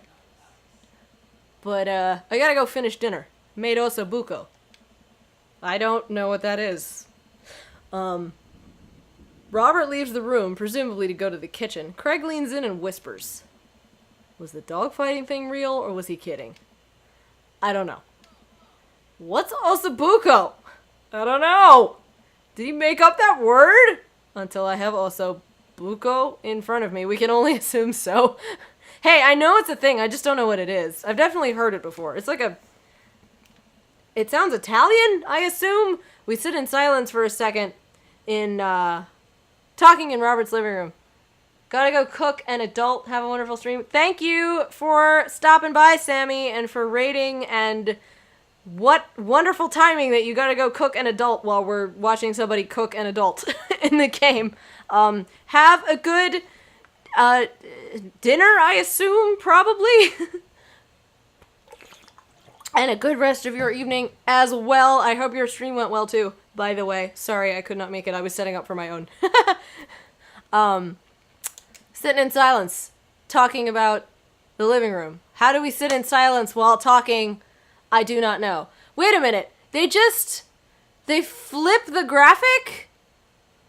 They flip the graphic for the character model, which means people's hair parts are flipping every which way and whatever, but like Craig has that really specific like notch in his eyebrow, which means when they flip the character model, the notch on his eyebrow changes sides. Also, the armband changes arms. He keeps moving it because of the flipping. Also, I just noticed the boomerangs over above the TV make it look like an emote. Like, you know, those like text emoticons? Like the sort of face where it's like carrot underscore carrot. That's what that looks like above the TV right now. Yeah, anyway, are we about to get sawed? Nah, usually you wake up in those situations. We voluntarily walked into this one. Although he did look pretty shocked to see you, so maybe you being here threw off his plans? His murder plans. This is so weird. Robert finally walks into the room, carrying 3 paper plates of steaming food, like a waiter. I don't have a dining table. Don't trust him. So we're eating here. Also, I don't have real people plates. Hope that's okay. Robert sets plates in front of us on the coffee table. I still can't tell what it is. Looks like meat, maybe. Lots of sauce. I can make out some vegetables. I think that might be rice, but it also could be pasta. Guess there's only one way to find out. I take a bite. Oh my god. I take another bite. The medley of flavors in this dish is amazing. The meat is so tender and the risotto, I think that's what it is so creamy. Robert, this is really incredible. You cooked this? There's a pregnant pause as Robert formulates a response, like it's weird to get a compliment from me. I fished it out of a dumpster behind a restaurant. Or at least I think it was a restaurant. Can you believe people just throw this stuff away? I almost gag. I look over at Craig, who looks wary but still has his mouth full. He gives Robert a thumbs up. Glad you like it. Where'd you learn how to cook like this? Worked at a restaurant in Spain for a hot sec. Is he messing with us? I decide to play along. You lived in Spain? After I dropped out of college, I went backpacking through Europe, crashing on couches, sleeping in hostels, wherever. Totally broke. Worked a couple of odd jobs wherever I could to scrape together some cash. One night, I'm eating dinner at this little restaurant just outside of Madrid. I go to pay and I realize I spent the last of my money on booze the night before. I'm in the middle of ditching when the manager catches me and puts me to work in the kitchen. Long story short, they ended up liking me so much they offered me a job. Why not, right? Started living with some distant relatives on my ma's side. Over the course of 2 years, I worked my way up from busboy to sous chef. Learned a lot. Craig and I wait for the punchline. What night watchman did he swindle to get back to the States? Who did he con in a game of poker in a back room of a speakeasy for safe passage to the crew quarters of a cargo ship? Blah, blah, blah. Anyway, I still love to cook. I don't know what's real anymore, but this food's so good I kinda don't care. Plus, Robert is actually talking to me like we're 2 people in the same room, which I guess is nice. That's amazing. It really is, to be totally honest. I wasn't exactly expecting gourmet cooking from here, especially not served on paper plates. I don't care about presentation. If the food is good, it should speak for itself. This ossobuco is screaming for itself. And paper plates are just as good as regular plates if you double them up. Huh. Hey, is it bad if I ask for seconds? No problem, but save room for dessert. I made lemonberry savarin. I totally know what that is. Well, aren't you just full of... Craig looks over at me. Surprises. Robert winks. Okay. You bet I am. You can come over for dinner anytime. Craig. Awkward. I'm gonna go get seconds. Me too! After consuming way more ossobuco than my body could handle, and then really ensuring a later food coma with a generous serving of whatever savarin was, Craig and I decide to head out. Thanks for coming. I'm making an attempt to be more social. Something tells me he's not gonna follow through on that. Me? Man, if you'll have me, I'm here. Especially if there's ossobuco involved. Okay. Ding! No? No ding? Oh, that was the ding. I forgot. I didn't actually ask to go anywhere with Craig. Brian and Joseph. I mean, I might as well give him a try, right? Yeah, screw it. Let's do it. Let's go with Brian first. Oops. It defaults to, like, back. So, might be... Yeah, baby. Maybe I should switch to tea while I stream. Whoops! I didn't even do that. Something about probably navigating to Brian's dad book page and typing a message. I crack my knuckles and start typing. Hey Brian, great grabbing burgers with you at the cookout yesterday. We should get the kids together and hang out soon. I wait a couple minutes until a ding comes from my computer and a message pops up on screen. It's Brian! Let's see what he has to say. Hi. Hey, man! Always love a good burg with a buddy. We should definitely hang out. What do you think about mini golf? We could bring the girls out and have ourselves a little friendly competition. Rock on, Brian. He signed his name. That's cute. Gotta head out, catch you later. Thanks for stopping by, Sneelps. I appreciate you. Have a good rest of your day. Friendly competition? This is perfect. I know Amanda and I will crush Brian in mini golf. I've been taking her to mini golf courses since she was a little kid, and I'm proud to say she's almost better at it than I am. I haven't played mini golf in so long. We had a putt-putt like really close to us, and it closed down, and I'm so bummed. Still, years later, bummed. Almost. I type back. That sounds great, man. Name the time and place, and we'll be there. Hey, Amanda. Hey, would you be up for some mini golf with Brian and Daisy? I'm a little out of practice, and I know my backswing leaves something to be desired, but I think I could keep it in the negatives. Perfect. Come on, kiddo, let's do this.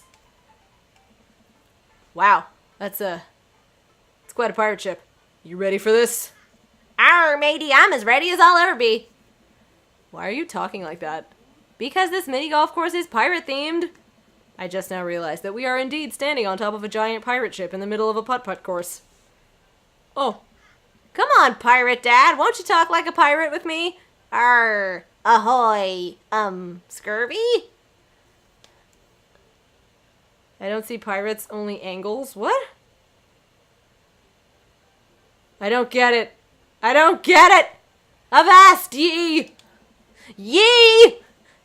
I'll make Brian and Daisy walk the plank. I'll make Brian and Daisy walk the plank with my superior golfing abilities. I mean, doubloon?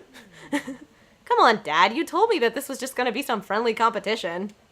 Friendly competition is dad code for actual competition! I need to prepare my body, mind, and soul to defeat Brian on the field of glorious battle! It's just mini golf. Just mini golf. It's so much more than that. I kneel down and place a hand on Amanda's shoulder. I just want you to know that there's no pressure. It's not a big deal. Don't worry about it too much. But we have to beat Brian at mini golf! Whatever happened to just having fun? Oh, we will have fun. When we beat them. Amanda gives me a side eye, but before I can side eye her back, I spot Brian and Daisy. Ahoy there, mateys! Ahoy! Brian walks up with Daisy in tow. It looks like they've already rented us some golf clubs for our mini golf excursion. Total power move. Why didn't I think of that? All right, first mate. I hear there's buried treasure in these waters. You gonna help me plunder it? Oh, Amanda, I don't think this is a real pirate ship. I think it's just to play putt-putt on. Amanda gives Daisy a look. I mean, aye, Captain! Daisy winks at Amanda. Oh, look at those two. They're two peas in a pod. So, you excited to get some mini golf in? Oh, you know it. You a gambling man? I know when to hold 'em. Depends what's at the do I get you if I win? Okay, being very forward doesn't seem to work for most people, so let's not... Okay, let's not do that again. Because we fucked up with Hugo there. Depends what's on the table, I guess. What are you willing to part with? How about the loser buys drinks tonight? Alright, but how about we make it a bit more interesting? I'm listening. The loser has to mow the winner's lawn this weekend. Well, my yard's pretty big. Are you prepared to take that on? I think you should be a little more concerned with how you're going to maneuver around my hedges. It's highly technical work, not for the faint of heart. I don't think I'll need to worry about that. I'm very good at mini golf, you know. Oh yeah? Hole in one every time. What I just said is not a true thing, but it already came out of my mouth, so I have to stand by it.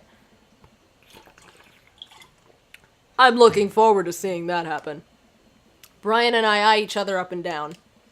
May the best dad win. Brian and I shake hands and lock eyes. It's about to go down. Choo! Oh, we're playing golf. Are we on a timer? Whoop! How do you make it be not so fast? Oh my gosh. I can't really control the speed of the thing. Oh god.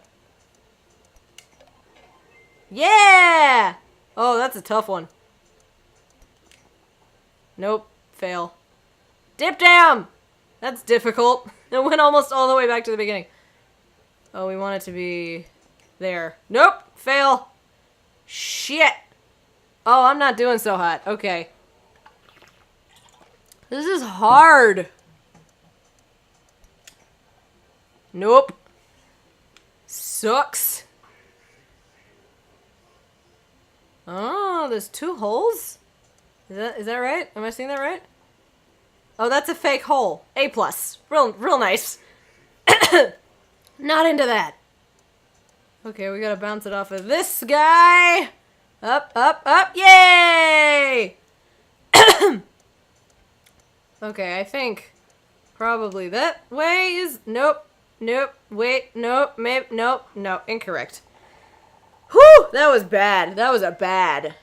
That was an S rank? Are you serious? I got like 2 of them. Medicine is not always the best medicine. True facts. Amanda pulls me aside while Brian and Daisy start walking to the next hole. Hey, you having a good time? I'm having a great time. I'm having a fantastic time destroying Brian underfoot. I just asked because your eye is twitching. No, it's not. I feel my left eye twitch. Amanda raises her eyebrows. We're out here to have fun, remember? It's just a game. You're right. It's just a game. A game with extremely high stakes. A game we're currently winning. Dad. Please, Amanda, please nail this next hole for me. We need to keep this streak going. If it's really that important to you, sure. Amanda walks over and tees up for a particularly hard windmill hole. Gripping her club, she winds up and launches the ball into the parking lot. She looks me right in the eye and does an exaggerated shrug. Oops. I disagree with her actions, but I appreciate her act of youthful defiance. She walks over and pats me on the back. That was for your own good. Love you, kiddo. Oh, we're doing it again! Stressful! Woo! Yeah! Oh my god, where even is the hole? I can't even... Okay! Okay! I'm getting better at this. Oh boy. Oh, yeah! Oh my god, oh my god, oh my god, oh my god. What? Nope. Shit. It moves so fast! It's so fast. Oh god. Oh god. Oh god. Whoa! Oh, that wasn't a wall. I thought that was a wall. My bad. It's a skeleton face, which is also known as a skull, I suppose. Oh, there was no way that was going to happen. It's fucking pachinko! What the shit? Who designed this? Oh, so cool. Oh my god. Why are you this? Huh! Nope. Immediate fail. Wow. Why would this be me during a bet? It's not just a game, it's a war that I will win. How was that an S rank? I got like 2 of them again. Ugh. I'm accidentally scoring. Like, well. I try to maintain an air of professionalism because there are children present, but confetti cannons are going off in my brain and someone is placing a wreath around the inner me with the words best dad emblazoned on it. Man, that was some good shooting there, Chad. I have bested you on the field of battle. That one. And it felt good, Brian. It felt real good. Brian and I eyeball each other, electricity shooting between us. Arr, Daisy, did you have a good time? Yo-ho-ho, I did! We haven't even found a buried treasure yet. I think we would need to apply for a permit to dig around here. Me. I am Daisy. I identify with Daisy. I can take Daisy home so we can get the city paperwork started for digging. You two go enjoy your night. Sounds like a plan. Chad, you cool with that? Sure, just don't get yourselves into too much trouble. Can do. I'll make sure we get into a perfectly reasonable amount of trouble. Amanda and Daisy skip away, yelling about buried treasure. Bless that kid's tiny, rebellious heart. Well, I guess we should hit the bar now. There's actually a tiki bar attached to this place. How about that? That sounds like a plan. Let's go to the bar. He's appropriately dressed for a tiki bar, isn't he? Brian and I walk into the Freaky Tiki, a kitschy island-themed bar. Palm trees adorn the walls and several fake parrots are strewn about. Ukulele music plays softly in the background. Brian and I approach the bamboo bar. Guess I'm spending more time with Brian, which is a little more bearable since I won. Okay, I just gotta get my victory drink and get out of here. I think I already proved my superior dadness for the day. 2 pineapples of hospitality, please. The bartender whips us up 2 rum drinks inside of hollowed-out pineapples. He sets them on fire, and we have to blow them out before we can drink them. Usually I just like to, I don't know, drink my drinks. If you don't want yours, I'll take it. And miss out on the taste of victory? I don't think so. I take a sip of my pineapple of hospitality. Victory tastes fruity. Let's talk about lawn maintenance. I'm very particular. No electric mowers for me. I hand cut everything with scissors. I also only water the lawn with bottled sparkling water. I just ran out, so you're gonna have to import some. Italian is preferred, but I'll settle for Icelandic if it's all you have. It's sweet that you're willing to put all that work into taking care of your dead grass. What? My grass is perfectly healthy. It's okay, buddy. I know just the trick to perk it back up. I'll work my magic when I finish trimming your grass with the tiniest pair of scissors I own. Man, even when he's trying to be helpful, I feel personally attacked. While I sip more of my drink, I notice a TV in the corner. Hey, Extreme Makeover Deck Edition is on. I definitely read that as Dick Edition at first. I love this show. Always made me want to own a deck. I hate this show. Why? It's so clearly fake. Well, yeah, it's reality TV. Who cares? I care. I'm a general contractor. I work with decks all the time. There's no way they're renovating those decks in a matter of 2 days. It's impossible. That's a 3-week job minimum. So you want them to cover those 3 weeks extensively in every episode? It can't be that interesting to watch a bunch of dudes slave over a deck for that long. Nobody would watch it. I don't like any of those home improvement shows. I want to watch stuff that's real. Like long haul paranormal ice road ghost truckers. I have terrible news for you, Chad. No, not them too! That's the awful truth. Not the ghosts, though. Those are real.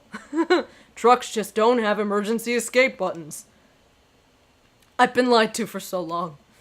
We both chuckle and sip on our pineapples. So wait, you're a general contractor?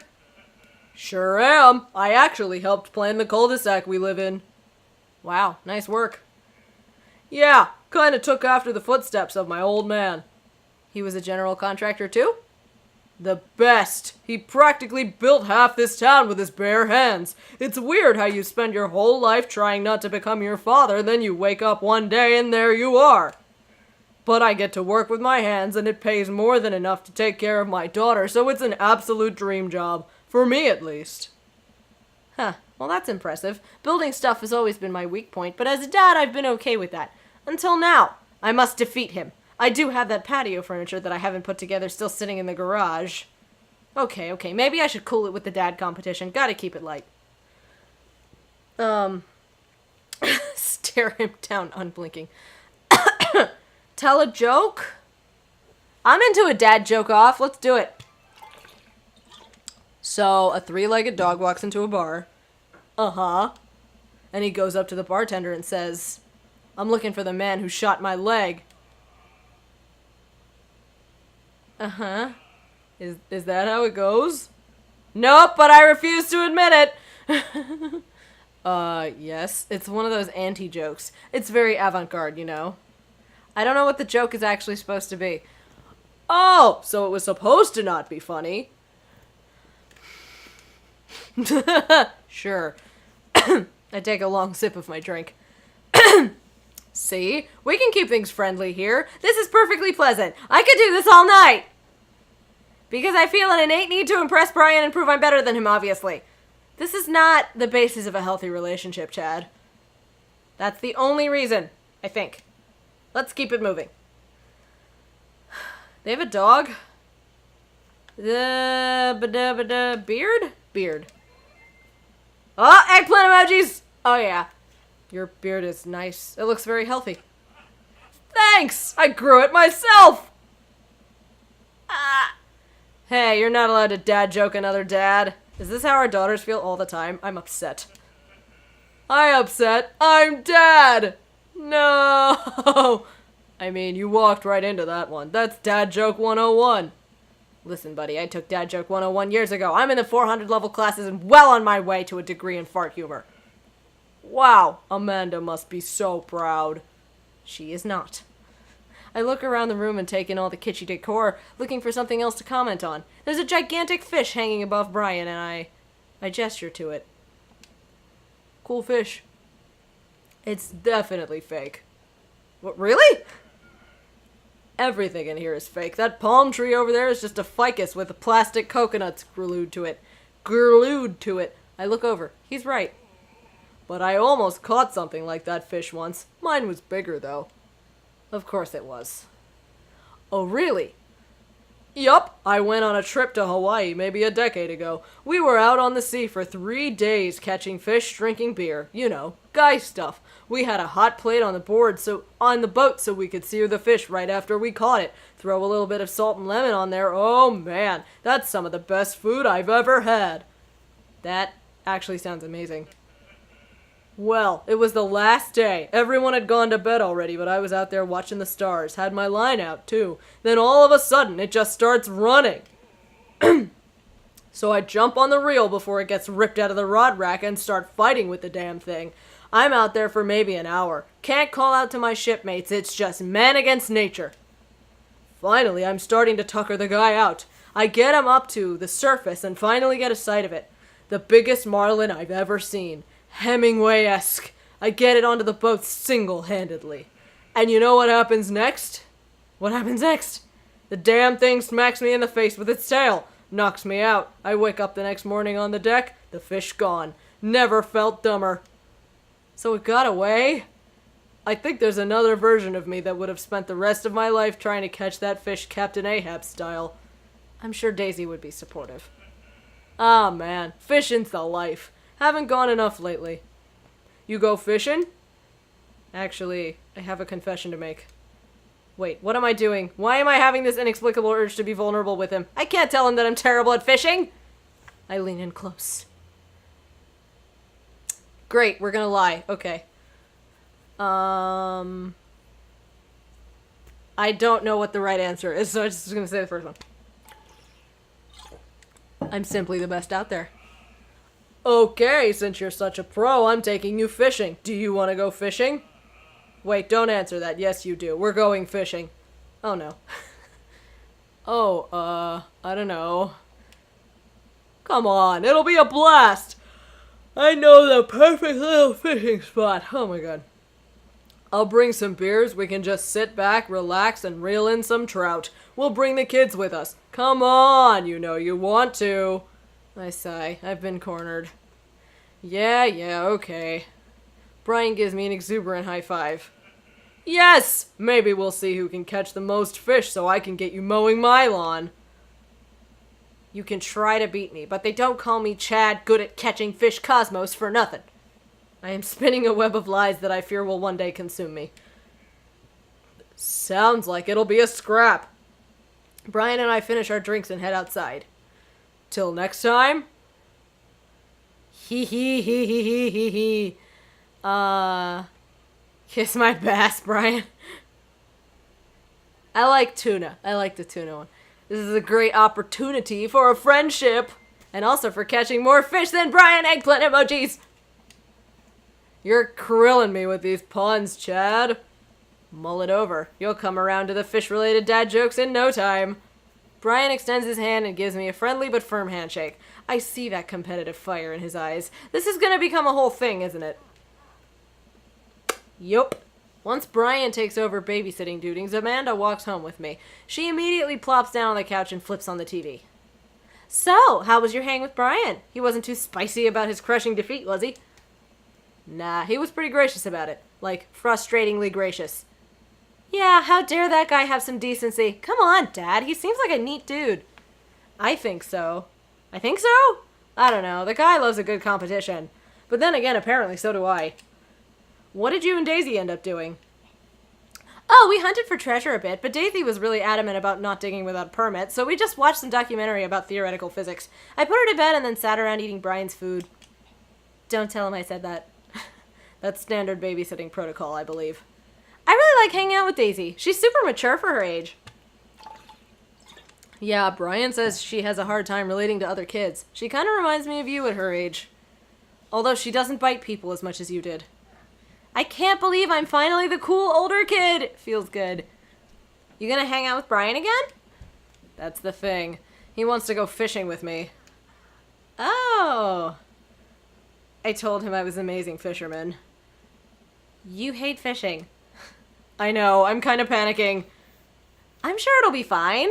All you have to do is wake up at the crack of dawn and sit silently on a lake for hours on end with no promise of a tangible reward, your only companion being the fear and doubt you harbor deep within your heart. Fishing's fun, you'll remind yourself. You'll remind yourself, as the world darkens around you and you wonder if it's really you staring back at yourself in the lake's reflection, or simply the abyss. Dark. Yeah, laugh it up, Amanda, you're coming with us. It is my constitutional right to outright refuse this order. Daisy's coming too. Well, I bet I could convince Brian to bring his dog. Fine, sold, I'm in. Alright, I'm bushed. Gonna call it a night. Don't stay up too late, okay? You got it, Pops. We're, like, not gonna come back to the storyline of where, like, she was just crying in her room all the time. We're just gonna not go there. Competition! Mandals? Like sandals? Is that what that means? I suppose we should go on one date with Joseph just to see. Oh! What is this? Dadmazon! Hi, this is Steven from Dadmazon. I'm out front with your delivery. Oh, okay, yes, I'll be right down. Wait, no, sorry, I need to put on pants first. I can't find my pants, but I'm wrapped from waist down in a duvet. Are you cool with that? I can come back tomorrow. No, wait, I'll be right down. I found some sensible capris. Put on pants! Never give up. Never remember. That's a good one. Ooh, I got a package. Wonder what it is. Oh, I bet it's that package of socks I ordered. I open up the box and start pulling the packing peanuts out. Man, these socks reek. Okay, that's definitely not socks. It's butterflies?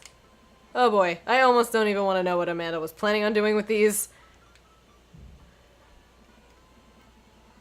Hey, Amanda, your box of dead butterflies is here. What's up? Are you sacrificing them?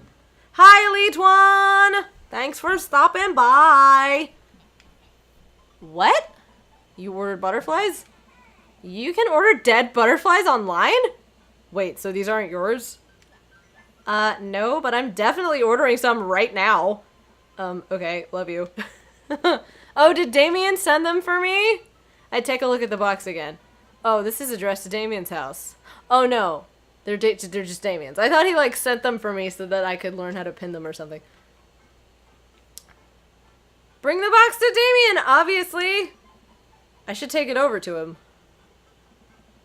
I jog over to Damien's house with the box. I pull back his door knocker, but suddenly the door opens. Mr. Cosmos, to what do I owe the pleasure? Whoa, how did you know I was about to knock? I don't know. Okay. Nothing weird about that at all. I think this got delivered to my house by mistake. I hand him the box, and his face lights up. Eee! What a wonderful surprise! I was just about to send a strongly worded letter to the courier service about this. Many thanks! Not to pry, but what are you gonna do with those butterflies? Would you like to see? Alarm bells ring in my head. This is how you die, Chad Cosmos! Sure! I mean, you know he pins butterflies. He told you! Damien leads me into his study, where he's set up some sort of workstation. Above his desk is a wall of pinned butterflies, moths, and beetles. Oh, wow. That's really something, Damien. I'm quite proud of my little collection. You do all this yourself? Of course! I find it rather relaxing. How do you... It's simple! Here, let me show you! These aren't ready quite yet. They'll need to be rehydrated overnight so they're easier to work with. I have some over here that are ready to pin. Damien takes a seat at his desk while I hover behind him. He picks up a little triangular paper package and snips off the edges. He pulls out an all-black butterfly and shows it to me.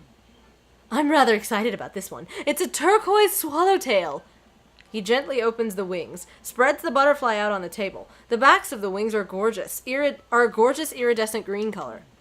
Oh, and the pigment on this one is so nice, too. Anyway, pinning a butterfly is actually very simple. It just requires a delicate touch. First, I'll put a pin through the thorax. Damien slides a pin through the middle of the butterfly and places the butterfly on a piece of styrofoam. He carefully arranges the antennae with forceps and begins placing paper and more pins on and around it. He does this so effortlessly that it's almost hypnotic. Oh, thanks for popping in, Elite One. However briefly, I still appreciate your presence. I have a frame here that I think this one will look quite pretty in, but I'll need to let it sit for a couple of days until it's ready. And then what? I remove all of the pins and put it on display with the others. I take a closer look at Damien's collection. One with bright blue wings keeps drawing my eye. This one's so pretty. Damien takes it off the wall. Ah, yes, that's a blue morpho. One of my favorites, too. He hands the small frame to me.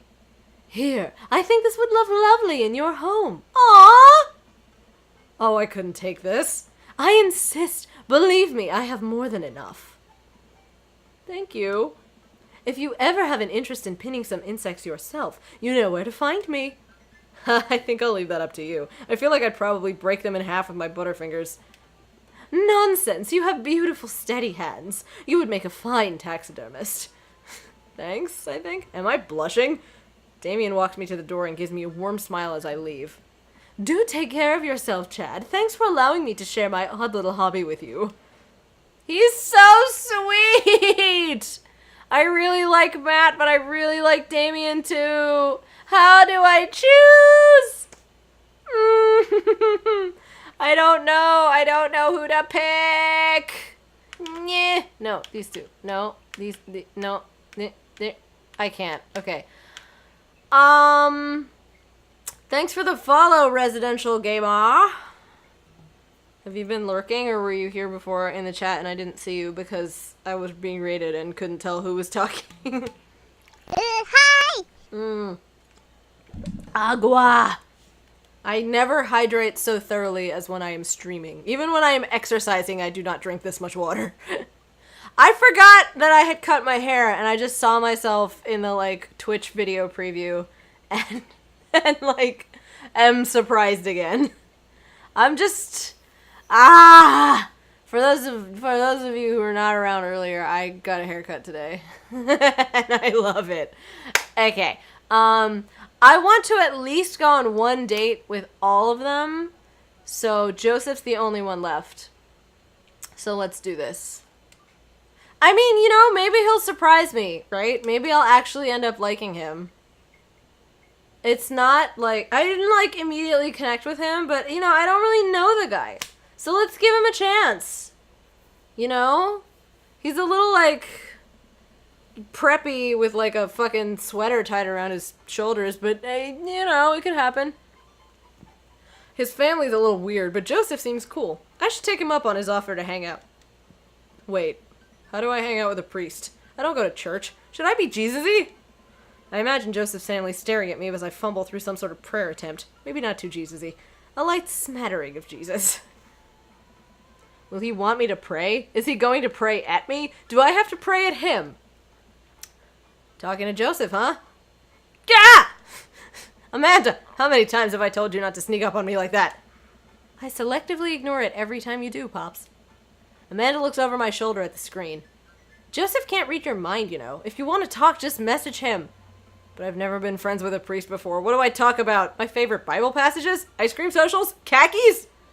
First of all, he's a youth minister with a tattoo, not a priest. There's a difference? You're overthinking it, Dad. Listen, just put it like this. Hello, neighbor. Thanks again for the invite to the barbecue. I'd love to hang out soon if you're not too busy. Is that a little too business casual?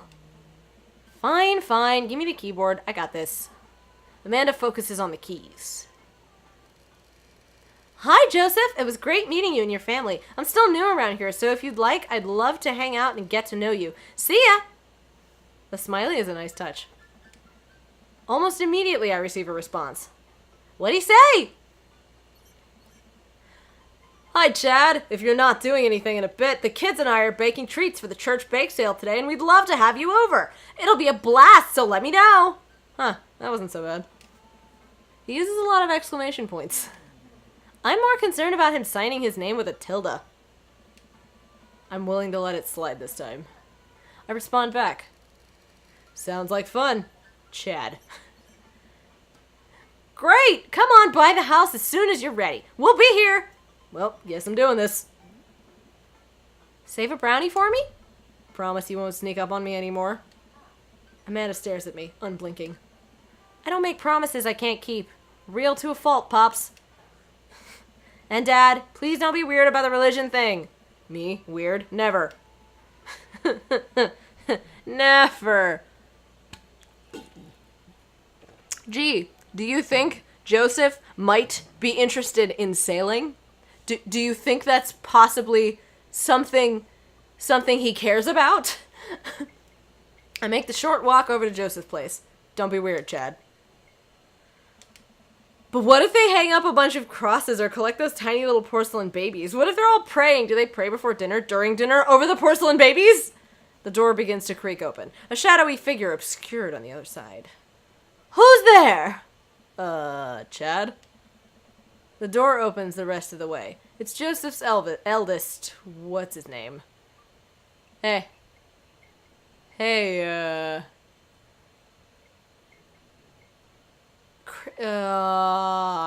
Chris?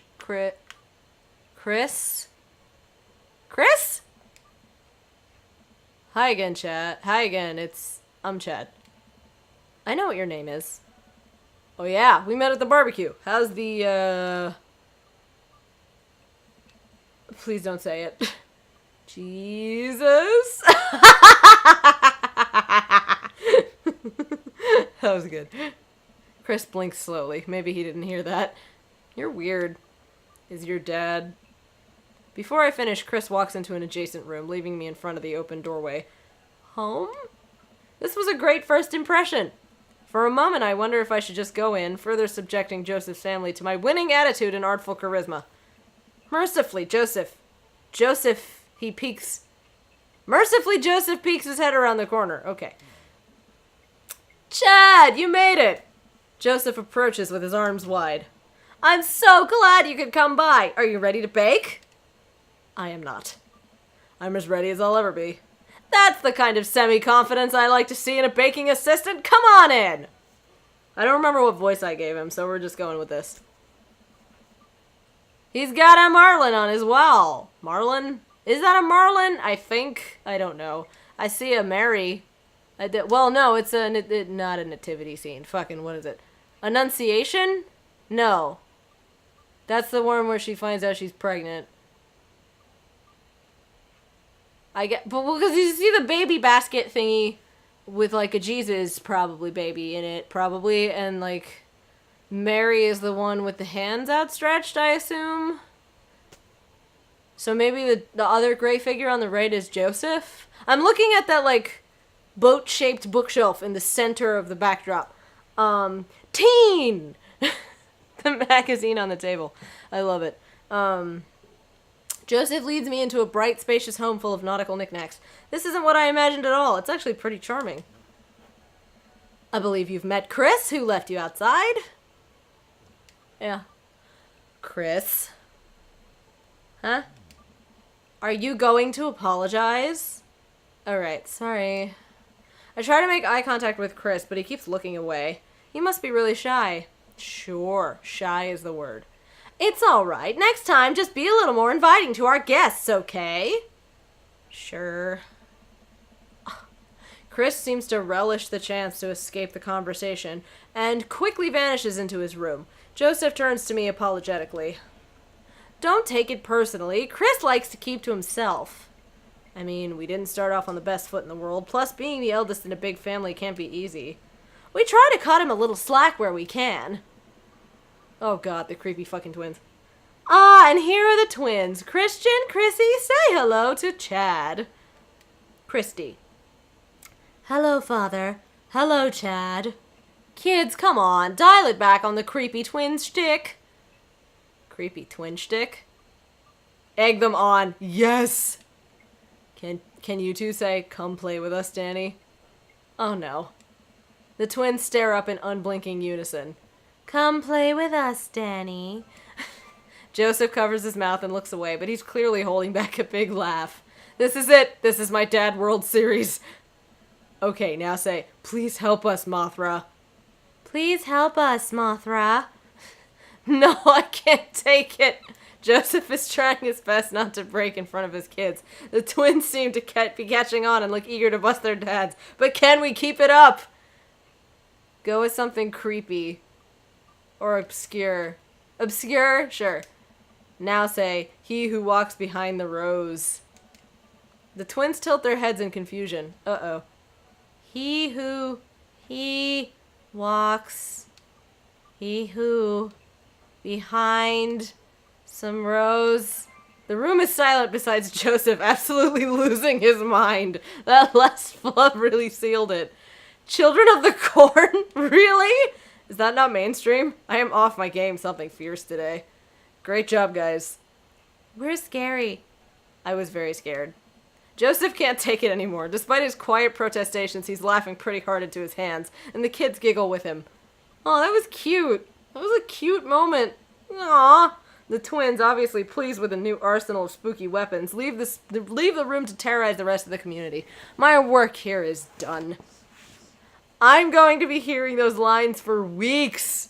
Next time we hang out, I'll try to teach them some lines from The Thing. Alright, so it looks like we've got a bit of a troublemaker on our hands. You think you can out-trouble a career pro? I don't know about the... I'm suddenly interrupted by a loud crash from the kitchen. What now? That doesn't sound good. Christy? No one responds. Joseph furrows his brow and motions for me to stay where I am. Wait here a minute. Joseph rushes into the kitchen. I remember this with Amanda.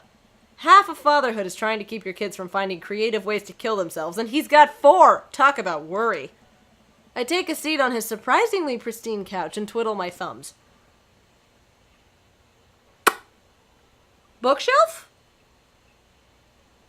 Bookshelf.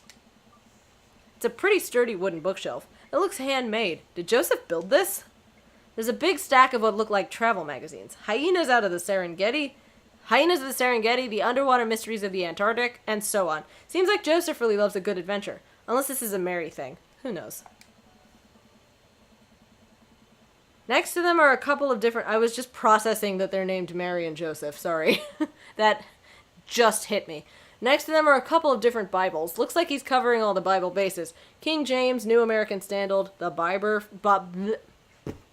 New American Standard, the Bible for teens. He is a cool youth minister after all. On a higher shelf, there are a bunch of old romance novels. Judging by the wine stains, these must be Mary's. The newest one looks like Hot Body Johnson's Sex Detective. The 8th installment in... Wait, this is a series? Examine coffee table. There's a couple cool knickknacks on the coffee table in front of me. Hey, a cross. I do not see a cross, but okay. Hey, another cross. This one looks a little different. And a third cross. Unified design aesthetic. Smart choices. There's also a brass thing here. It looks like something a sailor would use to navigate with. I think they're called sextants. Heh, sex. Well, you have this many kids and things are bound to end up on the floor, no matter how hard you try to keep it clean. I spot a terrifying cloth doll that appears to have had both arms pulled off several times. It's been stitched back together a lot. The tag says C+C, of course. I set that down and spot a houseplant. Hey, little guy. Keep being you tiny houseplant. Keep being you, tiny houseplant. Oh my god. I spot one last thing on the floor next to the houseplant. It's a silver necklace. Wow, this looks expensive for something casually tossed on the floor. If there's a story here, it's none of my business. It's been a while, I guess I should go into the kitchen and see what's up. I walk into the kitchen to find Joseph holding Christy in one arm. She seems a lot calmer than she was a minute ago. I raise an eyebrow at Joseph. The twins are a lot more manageable when they're separated. Where's Christian? He ran off. Christy dips a spoon into the brownie batter and gives it a taste. Dad, it's too sweet. You're too sweet. No, I'm not. You're so sweet we might have to water you down with spiders. No, not spiders. Joseph begins tickling Christy with his free hand. Between the laughing and squirming, I don't know how he's got a hold of her, but that girl is locked in place. The man is a professional child wrangler. Christy fixes me with her best puppy dog eyes. Save me from the spiders! Spoon duel the Spider King or renegade option? What is the renegade option? I want to know. Sorry, Christy, but I've been working with the spiders the whole time. No! They bought my allegiance with the promise of flies. All hail the spiders. Joseph grins and continues his tickle torture. No one escapes the wrath of the spiders. After a few seconds, he relents and puts Christy down. She immediately retreats behind his leg, where she watches me quietly. Christy, don't you want to bake with Chad? Christy vigorously shakes her head. It must be my alliance with House Tickle Spider. Are you sure? You'll get first dibs on the biggest piece of brownie. Christy hesitates, then shakes her head no again. Sparkle Pony. Ouch. Joseph covered up his disappointment quick, but that looked like it hurt. You don't want to bake with your dad now? You want to play with Sparkle Pony? Yes. Okay, go. Before Joseph can even finish his sentence, Christy is out of the door and down the hall. Ahead. Joseph sighs deeply as he stares into the chocolate batter. He tastes it again, face twisting. And that is still way too sweet. So what made that crash? Egg beaters on linoleum floor. It's my new techno single. Still haven't thought of a B-side. Now we're both looking into the batter. It's got a sickly sheen of sugar and chocolate candies throughout, and I have a feeling Christy had something to do with it. We need a fresh start. Yeah, like I said, I'm not really a baker, but don't even sweat it. The bag came with instructions that have mysteriously vanished along with my daughter, so we'll probably be fine. Probably. Yeah, probably. He certainly looks confident. All right, Chad. You've baked a cake from a box before, once. How hard could this be? Now, I guess a minigame is coming. Now grab a spoon and get ready to rock! Mario Batali, save me. Joseph and I set to work cracking the eggs and mixing the things, and then pouring the things according to how we assumed the back of the box would tell us to. Things go according to plan, and soon enough we have a solid batch of brownies. No? Not a minigame? I assumed it was going to be a minigame. Whew! Wait. Joseph has a little dot of batter on his nose. Wow, Chad! Way to use those dad skills. I bet you baked a few box mixes in your time. His nose. Joseph. All we have to do is bring these to the bake sale and voila! Duty done. Now, help me find Christy. Keep your eye out for a pony that sparkles. Joseph, hold still. What? Thumb in position. And got it! Joseph's eyes go wide as I gently wipe the chocolate off his nose. Is he blushing? Oh, thanks! No problem. In less than a second, I've licked the batter off my finger. It's really good batter. We should find Christy. Yes, we should do that, Chad. Oh, he's all flushed. Joseph quickly composes himself. All right, she can't be far. You take the delta position and I'll watch your 6. Do you even know what that means? Alpha Tango Sparkle, Roger. Okay. Joseph starts making his way down the hall and calls back to me. Take the brownies and the rest of the stuff I baked earlier today while I get Christy. We'll meet you out by the car. Joseph, Christy, and I arrive at the church parking lot to find fold-out tables and pop-up tents already set up. Looks like the bake sale's already in full swing. Wow, this place is packed! Is this packed? There are a few people milling around. Must be a value pack. If you can count a city's population on your fingers and toes, this counts as packed. Point. Christy rockets out of the car and into the lot. Is she running on jet fuel? I want to sell brownies! Okay, let's get set up. I want to see Mom! She's down by the other row of tables helping out with another group. Want to go over there and tell her I said hi? Mom! Christy zips off immediately. Joseph seems unconcerned. Does she always run that fast? Yeah, and I can only catch her half the time. These knees aren't what they used to be. I remember when Amanda was her age, I couldn't get her to sit still for 5 seconds. Yep, great age to deal with. While Christy's gone, Joseph and I arrange all our baked goods on the table and settle in. So, are we allowed to eat any of our own goods? Look, if I don't see nothing, I don't say nothing. The man upstairs has strong feelings about snitches. Does he actually? Joseph shrugs. He eats a brownie. It looks like some of the other stalls are selling drinks, little handmade crafts, and other sweets. Whoa, someone brought a soft-serve ice cream machine. I gesture to it. How are we supposed to compete with that? Please, this isn't my first time to the rodeo. The bake sale rodeo. There's actually no rodeo here. It's just a bake sale. I think you and I put together can make one pretty convincing argument for these brownies, don't you? Oh yeah, I hope so. Or sneak another brownie to ease your fear of public interaction. I hope so? No, you don't want to get high on your own supply, I mean. Look at those really nicely wrapped, what I assume are candied apples, sort of towards the middle-ish, right of center of the backdrop. They're like wrapped in pink and like turquoisey things. I like it. I'm into it. There's some donuts. I see some pirouettes, some cupcakes, and there's our brownies as well. Wow, that's quite a spread. Respect. Fake it till you make it, Chad.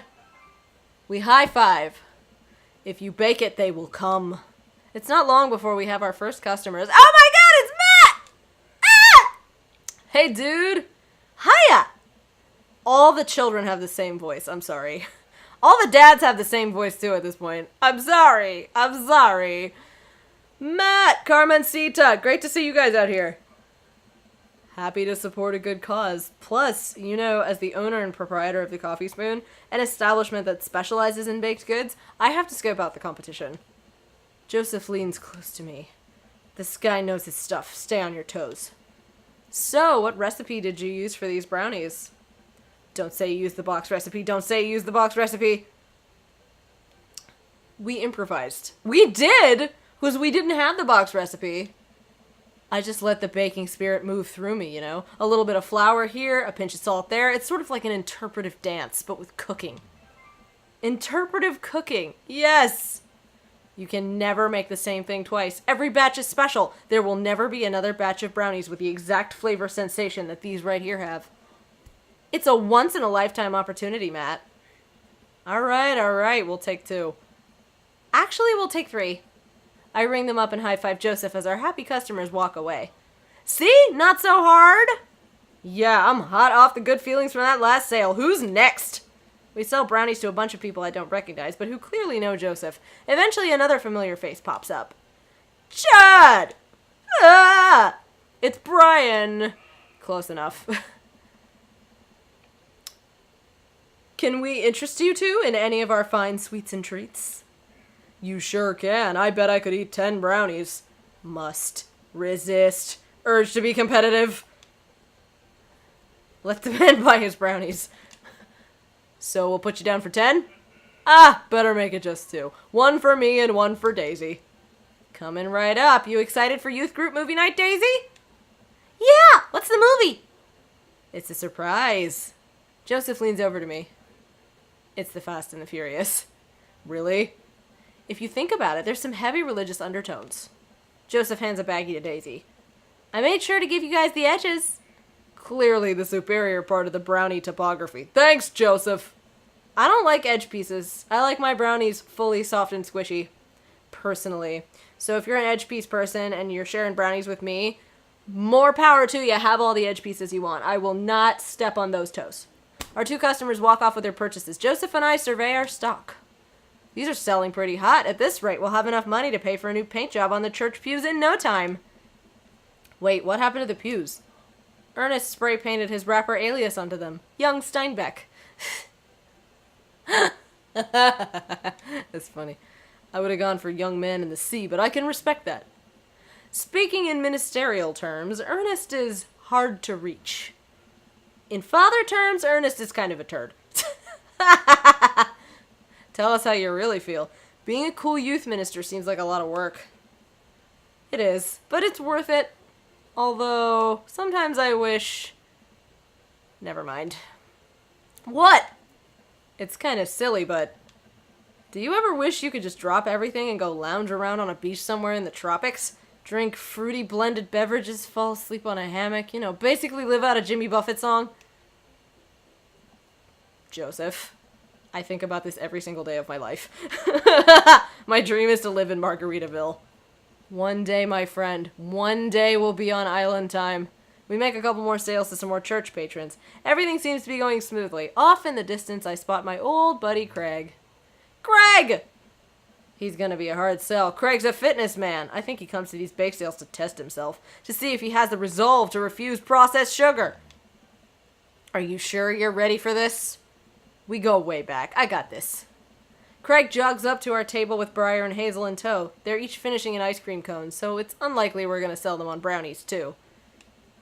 Probably won't be able to sell to the baby. She's impossible to read. It all comes down to Craig. Hey, bros! Hi, Uncle Joseph!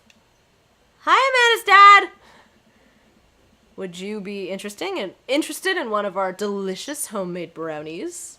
I don't know.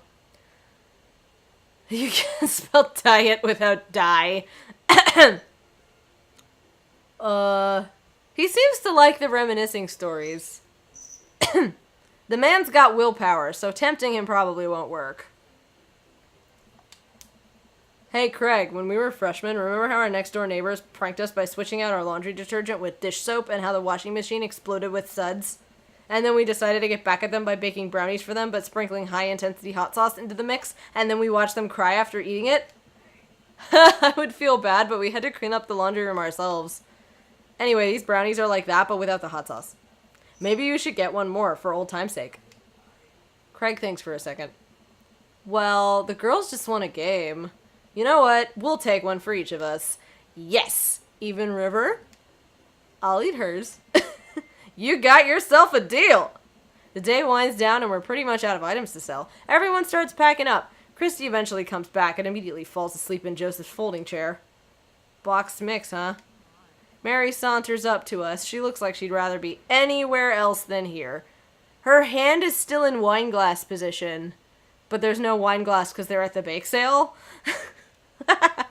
Nice. She looks so mean. She just does not look like a nice person. I mean, she's not so far from what we've seen.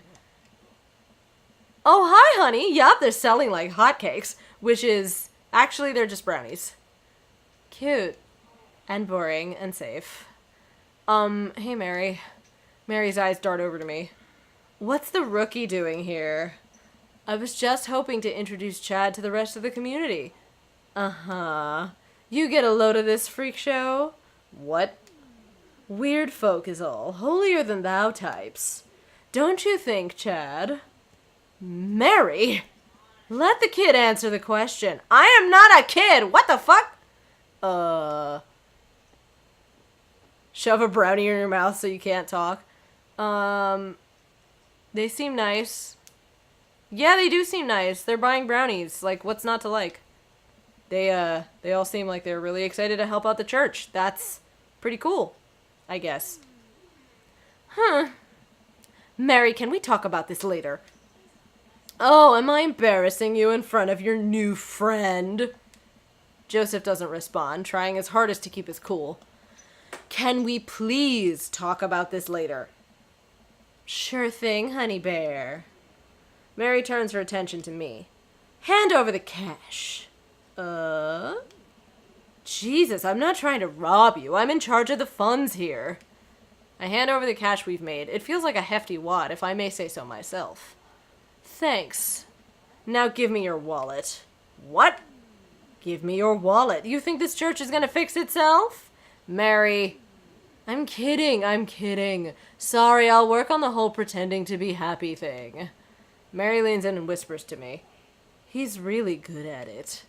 Mary walks off without saying goodbye. Yeesh. Okay. I'm really sorry about that. Are you okay? Yeah. Good question. She really likes pushing your buttons, huh?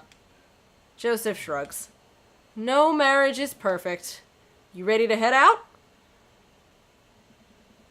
Joseph and I load the folding tables back into my car. Christy nods off the moment Joseph straps her into the car seat. Me. I was that kid that always fell asleep in the car and had to be carried home. I drop Joseph off in front of his house. A small yawn sneaks out of me. Looks like I tuckered you out, huh? I'm a sleepy dad. I think I might finally be crashing from all the sugar. Ha! I won't keep you up then. Thanks for helping out today. Happy to do it. Also happy to eat brownies. Well, next time I promise we'll do something a bit more exciting and a bit less free labor. And I'm very sorry about the whole thing with Mary. You shouldn't have had to see that. It's fine, really. I know, but first hangout domestic problems aren't a good look. You barely know me. Let me make it up to you next time. It won't be Margaritaville, but we'll do something fun. Promise. I smile. I'd like that. Oh, and one last thing. Joseph tosses a cling-wrapped brownie through the window. It hits me in the face, but I'm able to catch it. It's the last one. You earned it. Joseph, please don't leave me alone with this brownie. Nope, too late. I'm already walking away. But... bye! Joseph walks up to his home. He waves at me before carrying Christy inside. Well, looks like it's just you and me, Brownie. Save it for Amanda! Amanda would like the brownie, I'm sure.